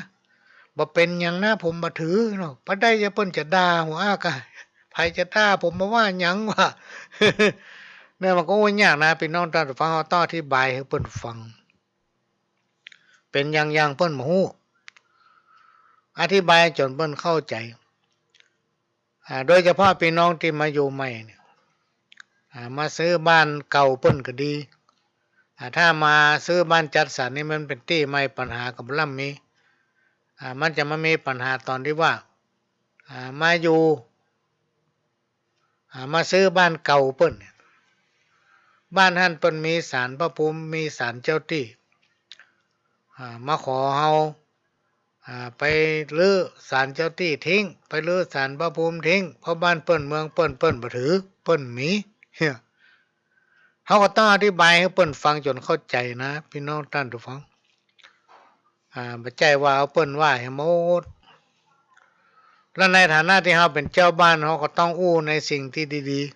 ๆในบ้านของเฮาให้เปิ้นฟังนะให้เปิ้นฟังบ่ใจไปเล่าขวัญบ้านตัวเก่าให้คนอื่นเปิ้นฟังเนี่ย อย่างพี่น้องตั้งพม่าก็ดีพี่น้องไทยก็ดีเปิ้นมาอยู่ก็เอาสิ่งดีๆอู้เปิ้นฟังบ่ใช่เป็นเล่าขวัญบ้านตัวเก่าให้พี่น้องต่างบ้านต่างเมืองเปิ้นฟังนะเปิ้นว่าบ่ดีเปิ้นว่าบ่ดีอ้าวมาฟังกรรมเก่าจากแม่วิสีแก้วศิรินกำจมพญาพรหมทำบทหนึ่งอยู่ดีๆอย่าหนีจากไฟไปเป่าหิ่งห้อยอย่าเอี่ยวกินเหล้าอย่าเข้าไปเลี่ยมไปลักของวัดอย่ามัดงัวควายไว้ข้างถนนหนทางอย่าจุพางครูบาอาจารย์และพ่อแม่อย่าแวะดูเปิ้นเล่นการพนันอย่าพันคบกับคนขี้ลักอย่ามักอู้หาเรื่องผิดข้องร้องเถียงกันอย่าไปเลี่ยมไปผันหาป้อหาแม่เฮือนหาแม่เฮือนที่ตัวป้อเปิ้นขางถ้าเปิ้นจะหามอย่าอวดดีเอาไม่การไปสอดอย่าไปสอดไปล่าในกอกในกองเมื่อค่ำเมื่อคืนอย่ายืนเอามือเต้าแอวพอเปิ้นยะการอย่าหานปากสวกอย่าอวดตัวดี อย่าคุยพิษเจ้าหมู่อย่าอยู่บดอกบดายฮืออายต่อบาปกุศลถ้าจะโยนฮือโยนลงอาบน้ำถ้าจะจำฮือจำเวียกจำการฮือหารเพื่อรักชาติฮือสลาดเข้าหาผู้รักผู้ใหญ่ฮือไต่ถามหากรรมผู้ดีถ้าที่อยู่ที่กินบดีถ้าจะหนีฮือหนีไปอยู่กาดมั่วที่คนหลายๆถ้าจะซื้อจะขายฮือซื้อขายเมื่อเปิ้นใครได้ถ้าจะไหว้ฮือไหว้พระเจ้าผู้เฒ่าผู้แก่พ่อแม่ครูบาอาจารย์และผู้มีคุณธรรมถ้าจะนำตาลรักษาศีลถ้าจะกินอย่าจ่ายอย่ากินสุรุ่ยสุร่ายเกียรตินายต่อมดตะคึดและของบดี ถ้าจะไปปลาของไปขาย ถ้าไข่ซิบหายปากสวก ถ้าไข่เปิ้นอวด เป็นคนซื่อคนใส ถ้าไข่เปิ้นบ้านเสียใจฟังกำลูก ถ้าจะปลูกก็ขุดหลุมกว้างๆ ถ้าจะจะสร้างเอาหญ้าออกเหดีๆ ก่อนว่าทีกำจมเก็บบ่มไว้ในใจ อันนี้มันเป็นคำสอนของพญาพรหมพี่น้องท่านผู้ฟังไม่ว่าสีแก้วสิรินเปิ้นแต่งแต้มเขียนมาเป็นคติเตือนใจ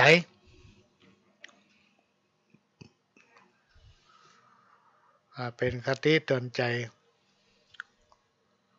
เปิ้นว่ากำจมพญาพรหมเนี่ยมีแถมบทหนึ่งบดีจิไฟในปากบดีถากไม้เข้าบ้านหมายความว่าเอาคมมีดถากไม้เข้ามาหามือตัวเก่าบดี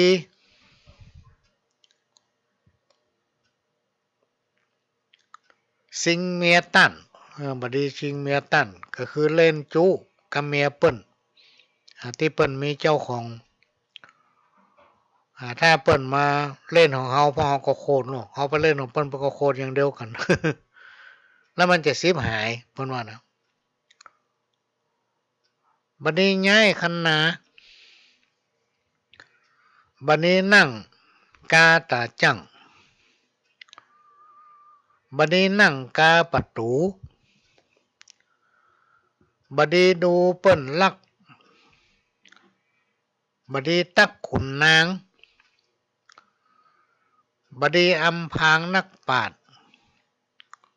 อำพรางนี่หมายถึงจุเปิ้นปิดบังความจริงอู้ไล่อู้ไปเลยบัดนี้ประมาทผู้มีศีลบัดนี้กินของสังฆะที่เปิ้นบ่ได้ปรุงได้ปั่นถ้าเปิ้นปรุงเปิ้นปั่นมันเป็นหยังถ้าเปิ้นบ่ได้ปรุงได้ปั่นเอามากินไปลักกินของสังฆะนี่เป็นบาปตายเป็นเพศเป็นผีบ่ได้ไปเกิดสักเตื้อฝนอยู่ตำบลนั้น บดีละกรรมพ่อแม่และโบราณเพิ่นว่าไว้ทำกรรมนั่นก็คือบดีแจ้ผ้าค้างคืนบดียืนงำหัวคนใหญ่บดีไต่น้ำขึ้นดอยบดีตีหรือว่าแผงต้อยอีวอกบดีเฮียนแม่เท่าหาบหงบดีป่งเมียหลวง แล้วก็ไปเอาเมียน้อยบัดนี้ละเมียหลวงไปเอาเมียน้อย โบราณกล่าวว่าจักตำต้อยและก็สิบหายหลายกว่าสิ่งอื่นว่ะบัดนี้ละเมียหลวงแล้วก็ไปหาเมียน้อยไปหลงเมียน้อยจักตำต้อยและสิบหายกว่าสิ่งอื่นแม้นบ่มีเงินแสนแม้นว่าบ่มีเงินหมื่นก็จักบ่เหลืออันอย่างสักอย่างเน้อหลานเน้อไอ้ลูก คนใดไปหลงเมียน้อยนะพี่น้องท่านผู้ฟังอันนี้พระเจ้าประหลวงว่านะเป็นกรรมพญาพรหมจงเพิ่นแจ้งไว้ว่าถ้าคนใดไปหลงละเมียหลวงแล้วไปหลงเมียน้อยจักต่ำต้อยสิบหายแม่นว่ามีเงินแสนแม่นว่ามีเงินหมื่นก็จักบ่เหลืออย่างสักอย่างเน้อหลานเน้อนะอันนี้เพิ่นสอนไว้ทำบทหนึ่งมโนในหัวใจวู่ลุกป่อจังยอมตุกเพื่อลูกบุตรดีเพื่อเจ้าลูกรักได้อยู่สุขีเงินทองบ่มีป่อหามาฮื้อขออย่างเดียวลูกจะไปดื้ออย่าเป็นนักเลงเก่งร้ายพ่อแม่สอนอย่างเฮ้อจำเอาไว้ชีวิตจะได้ตีขากลัวอนาคตลูกมีปัญหาผงข่าวกัญชาสุราน้ำเหล้าอย่าไปสนใจมันเนอลูกเต้าชีวิตของเฮาก้านักอย่าไปมั่วสุมเสพทุนจู้ลักมันจักฮ้อนไม่ทีลุนเมื่อมีเงินทองนักมีแต่เปื้อนฝูงตุกไล่ไปลุนไผบ่พอหน้าตำนี้ติเตียนเข้าดินฝุ่นหญ้าเหยียดหยามนินทาว่าซ้ำตึงบ่มีไผจักมาช่วยกำเข้าหนีหน้าไปเลยฟังกำป่อเตอะคนดีป่อเหยกันไข่สะเบยฟังเนอลูกเต้าทรัพย์อยู่ในดินสินอยู่ในหญ้าป่าอยู่ในนาแม่น้ำถ้าเฮาขยันบักเกียจบักค้าน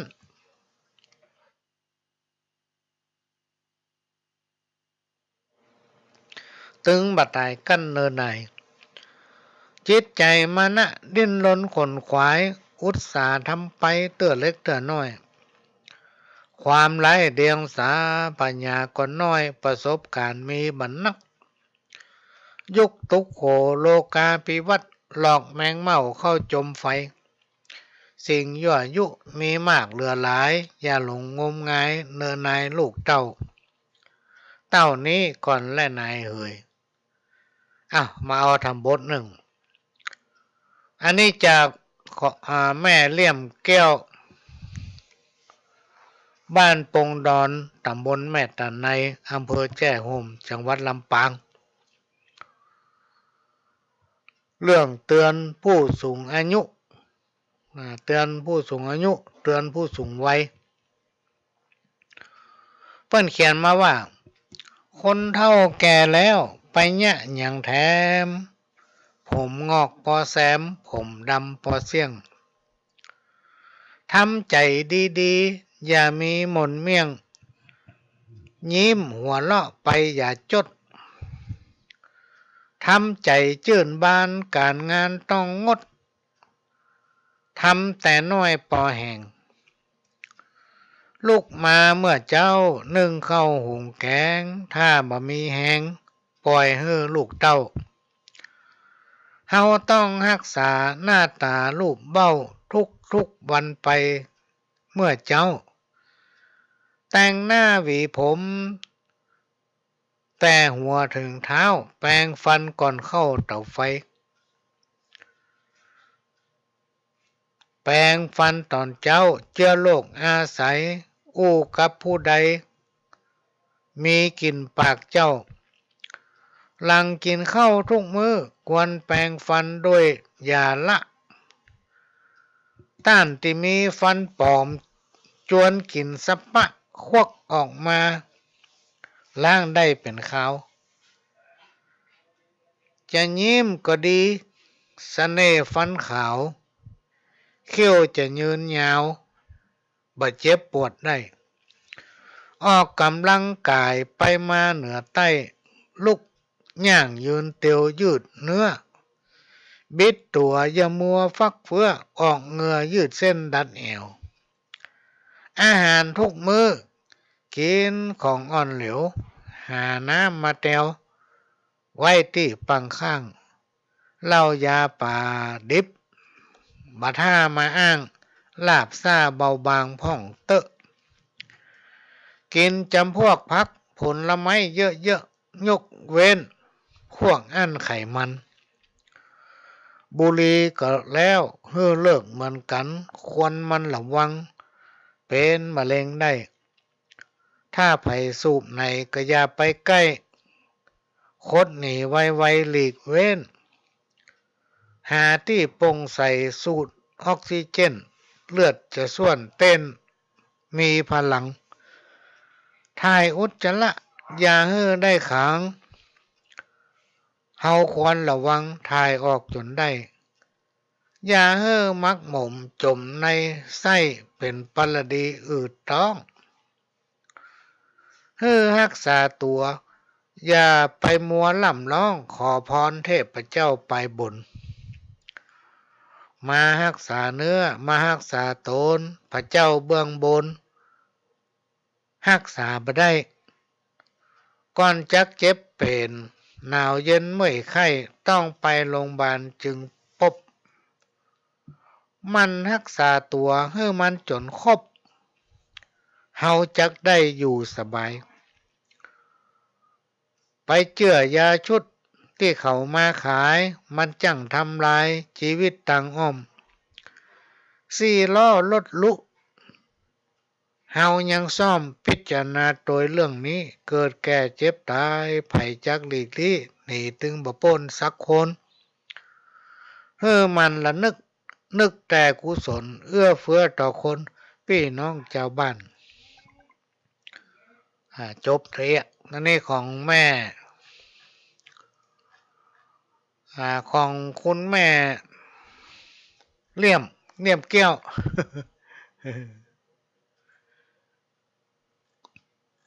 สั่งสอนผู้สูงอายุของแม่วิเลียมแก้วบ้านปงดอนตำบลแม่ตาในอำเภอแจ้ห่มจังหวัดลำปางทำบทหนึ่งพี่น้องท่านผู้ฟังอันนี้เป็นของแม่วิสีแก้วสิรินทำบทหนึ่งยศและลาภหาบไปบ่ได้แน่ได้แต่ต้นทุนบุญกุศลทิ้งสมบัติของตนไว้ให้ปวงชนร่างกายของตนก็เอาไปเผาไฟโอ้อันนี้จังสังขารเอ๋ยมาลงเอยที่สุดยุดเคลื่อนไหวเมื่อหมดหวังครั้งสุดท้ายไม่หายใจธาตุดินน้ำลมไฟก็สิ้นตามนอนตัวแข็งแสนสลดมาหมดชีพเขาตาสังใส่หีบสี่คนหามสู่ป่าช้าสิ้นเชื้อเหลือแต่น้ำใครจะตามเราไปก็เปล่าเอ่ยอันนี้จังสังขารก็เท่านี้เมื่อหมดลมแล้วไม่มีซึ่งความหมายวิญญาณรับดับจากไปกายหยุดวุ่นวายทุกสิ่งนิ่งเสยเอ่ยเมื่อชีวิตเรามีลมอยู่จงเร่งสู้สู่ศีลทานนะท่านเอ่ยภาวนารักษาศีลอย่าละเลยทำความดีทุกวี่ทุกวันเมื่อสิ้นลมจิตภาคจากโลกนี้จะได้พาความดีไปสวรรค์อย่าทำบาปน้อยนิดให้ติดพันเพราะบาปนั้นจะเป็นเงาตามเราไปสู่นรกอเวจีที่มืดมิด สุดที่ใครจะติดตามช่วยเราได้ต้องทนทุกข์สยดสยองในกองไฟตามแต่กรรมของผู้ใดที่ได้ทำมันสวดมนต์ภาวนารักษาศีลสอนให้ลูกหลานเคยชินทุกเช้าค่ำให้รู้จักเคารพนพธรรมอย่าลืมคำพระสอนวอนให้ดีเราเกิดมาเพื่อตายไม่ใช่อยู่ทุกคนต้องสู้ความเป็นผีทุกคนต้องสู่ความเป็นผีเราเกิดมาเป็นคนได้ทั้งทีควรจะสร้างความดีติดตัวไปจะได้ไปเป็นสุขไม่ทุกข์ยากไม่ลำบากเมื่อเกิดใหม่ใครทำดีสุขแท้แน่แก่ใจใครทำชั่วทุกข์ร้ายมาถึงตนบุญกุศลเร่งบำเพ็ญศีลภาวนาแสวงหาบุญกุศลทรัพย์ภายนอกเป็นของหลอกลวงตนทรัพย์ภายในปฏิบัติตนพ้นทุกข์เอ่ย อันนี้เป็นกรรมหาข้าวของแม่เวสสีแก้วสีลินนะเพิ่นเขียนส่งมามีหลายบทพี่น้องท่านผู้ฟังแกวมาอ่านวันน้อยก็แล้วกันข้าวทำอันหนึ่งอันนี้กรรมสอนผัวสอนเมียกรรมสอนผัวสอนเมียเนาะจากไผหาบนนี้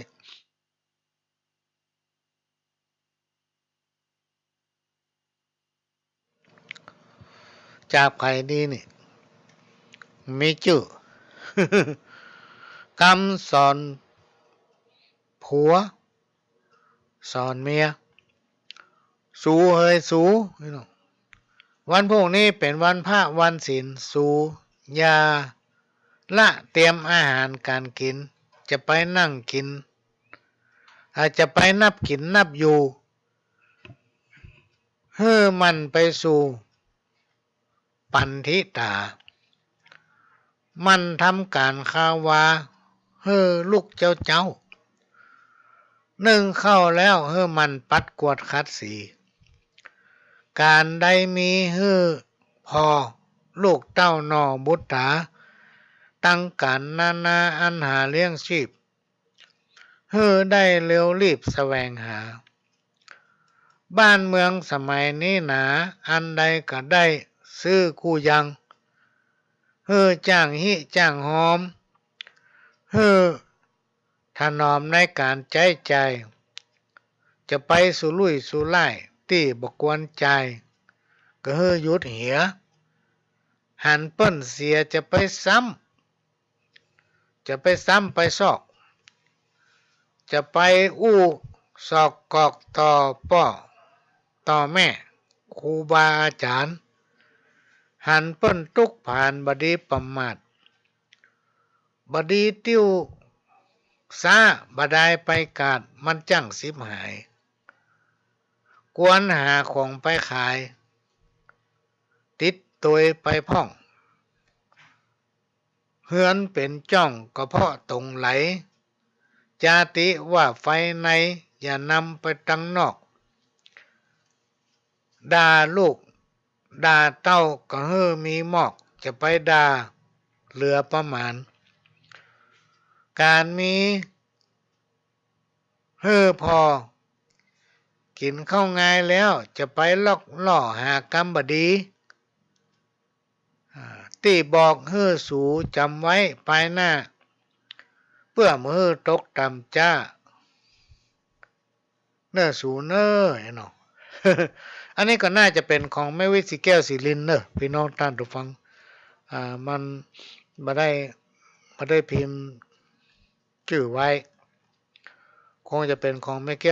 วิแก้วสีแก้วสีลินไม่แก้น้อยนะต้องขอสมมาตัวมันหนักของแม่วิสีแก้วสีลินนี่หนักขนาดเลยพี่น้องท่านผู้ฟังเพิ่นเขียนมาเฮ้อต่อไปก็เอาข้าวอันนี้ของไผ่มาหูเนี่ยมโนในหัวใจวูลุก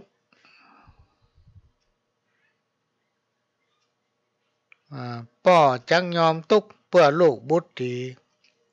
เมื่อเจ้าลูกรักได้อยู่สุขีเงินทองบ่มีป่อจังหามาฮื้อขออย่างเดียวลูกจะไปดื้อจะไปเป็นนักเลงเก่งร้ายพ่อแม่สอนอย่างเฮ้อจำเอาไว้ชีวิตจะได้ตีขา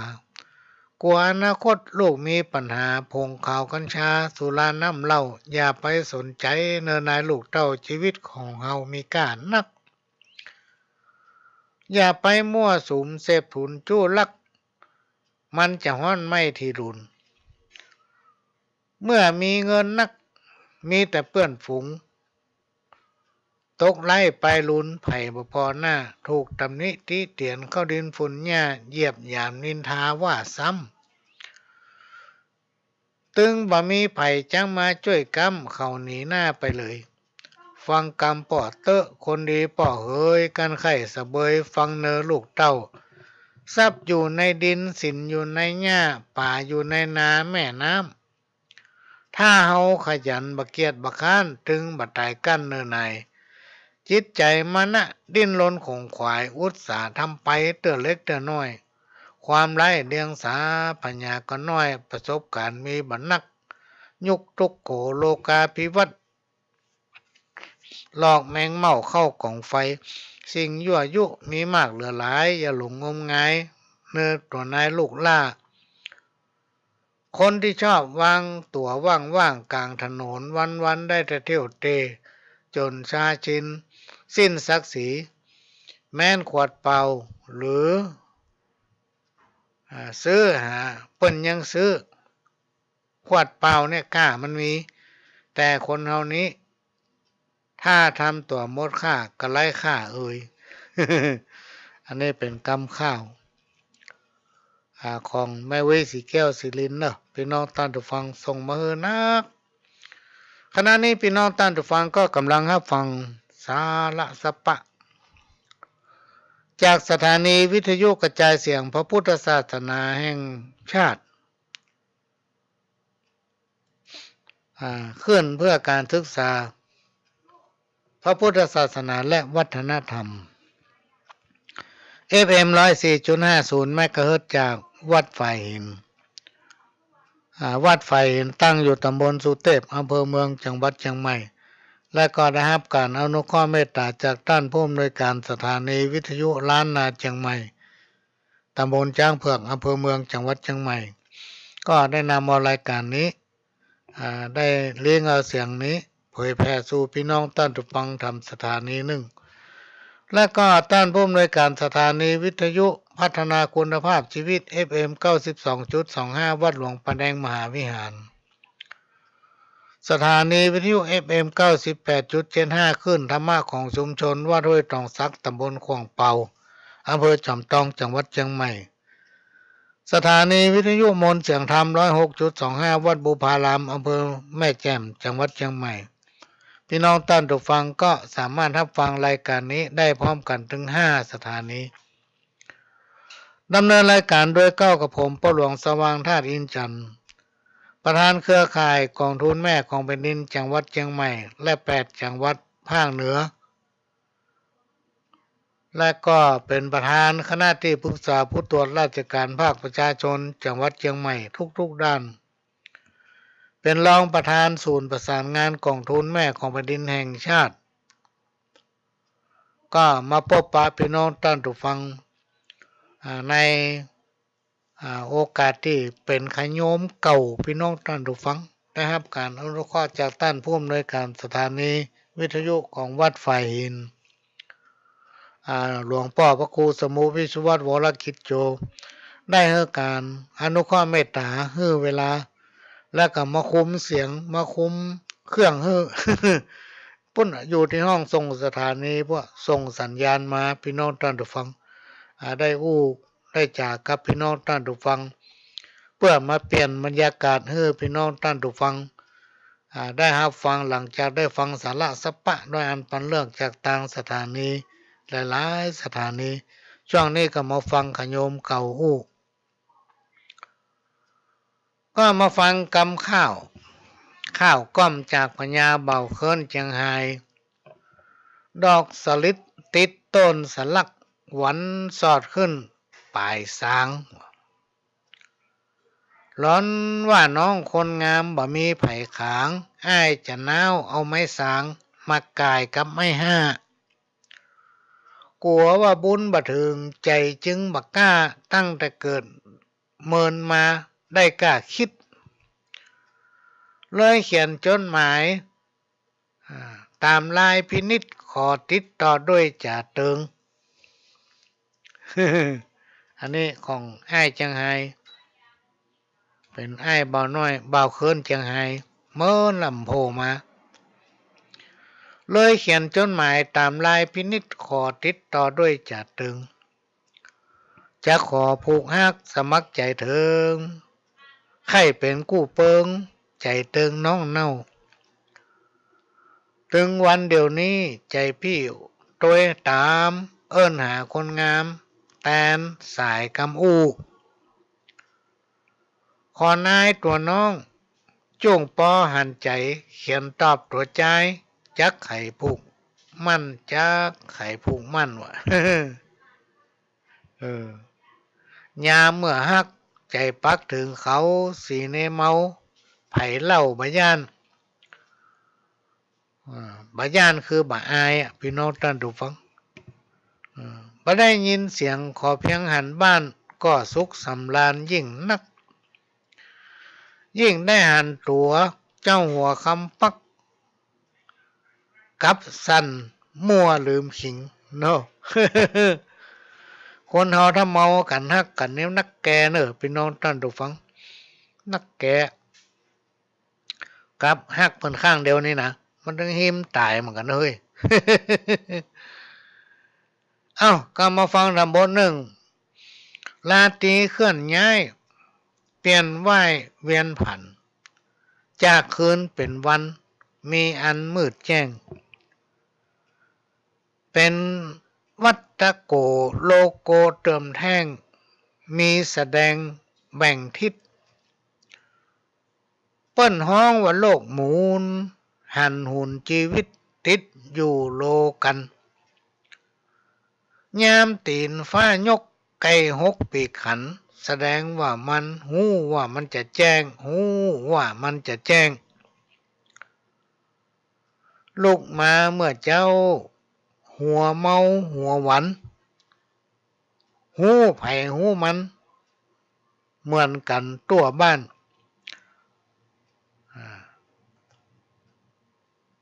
ตากฮ้อนฝนหนาวผิวขาวประด้านหาทำงานเพื่อทรัพย์มาไว้จ่ายกันมีอันบันนับบ่หูขีดข้อจำนวนห้องหามาใจทำให้ทำสวนตามอันสมควรให้หามาสร้างห้องก็เลยไม่ห้องก็หาป๋าแล้วแต่ปัญญาเสาะหาเลี้ยงไส้ ชีวิตของคนเฮาพี่น้องเนาะอาจจะได้กินตั้งได้กับไปตั้งนั้นถูกใจตั้งได้กับไปตั้งนั้น ชีวิตของคนเฮาก็ทำอาชีพเพื่อตามความสุจริตกันแล้วกันเฮาบ่ทุจริตเฮาไปโลภไปอ้ำของไผอยู่ไปตามเฮาเมียดาวกินนั้นบ่ไปเบียดเบียนไผก็ไม่เบียดเบียนเฮาน่ะพี่น้องท่านฟังบ่ต้องสร้างศัตรูคือกับตัวเก่าฮักกันเข้าไว้เพราะคนเฮาอายุบ่ใช่ถึง120พี่น้องท่านฟังกำปอนบ่ได้ว่า120เน้อ120เน้อแต่มันถึงอายุได้100ไปสักหน่อยก็หิมตายแล้วไปไหนมันก็ได้แล้ว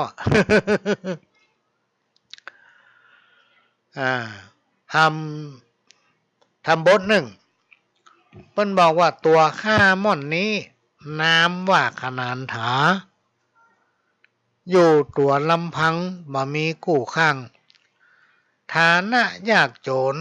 เสาะหารับจ้างหาสตางค์เลี้ยงต้อง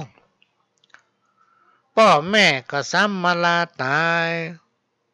เหลือแต่อ้ายเลี้ยงน้องตึงบ่มีไผเกี่ยวข้องเตรียมใจเกิดมาชาตินี้ถ้าจะบ่มีความหมายแอบฮักน้องนาย ซ้ำมาหนีจากหน้าหลอนว่ามีภัยไหนหันใจม่อนข้าขอโปรดคุณนาช่วยกำวะ อันนี้ไปหักเมาเปิ้นไปหักเมาเปิ้นแต่ว่าเปิ้นหนีหน้าก็ไปใจเพราะเปิ้นบ่ฮู้ว่าเฮาเมาเปิ้นน่ะเนาะ เนี่ยคนในห้างเมาเปิ้นเนี่ยนักแกนะพี่น้องท่านผู้ฟังมนุษย์คนเฮาเกิดมาล้วนมีกรรมเป็นของตนเองบ่มีไผสามารถเปลี่ยนกรรมนั้นได้จะไปเชื่อไผเน้อพี่น้องท่านผู้ฟังบางคนมีฐานะร่ำรวยเพียบพร้อมไปทุกอย่างเกิดมาในกองบุญและวาสนาเกิดมาพบปะความร่ำรวยมีฐานะรักฐานแต่ภัยบ่สามารถเปรียบเทียบได้แต่น่าเสียดายกองบุญที่คนเกิดมาพบได้เสวยพบนั้นเขาไปได้นำกองบุญที่ตนเองเกิดมาพบและปะเพื่อแผ่ไปถึงสรรพสิ่งทั้งหลายได้อันนี้เป็นบุญของเปิ้นตั้งแต่อดีตชาติละพี่น้องท่านฟังที่ประสั่งสมมาเปิ้นมาปะแต่พอมาปะในชาตินี้ผมนี่ตัวเองได้อยู่ดีกินดีร่ำเพื่อแผ่ถึงภัยบุญนั่นก็ตึกอันน่ะ ถ้ามันเสี่ยงแล้วก็แล้วไปบุญใหม่ก็มาเพิ่มอันนี้ก็เป็นเรื่องที่มาเล่าสู่กันฟังไปมาเวลามันจะหมดละพี่น้องท่านผู้ฟังป้าหลวงก็จะขอนำรายการนี้จากพี่น้องท่านผู้ฟังไปก่อนขอให้พี่น้องท่านผู้ฟังทุกคนทุกท่านกิน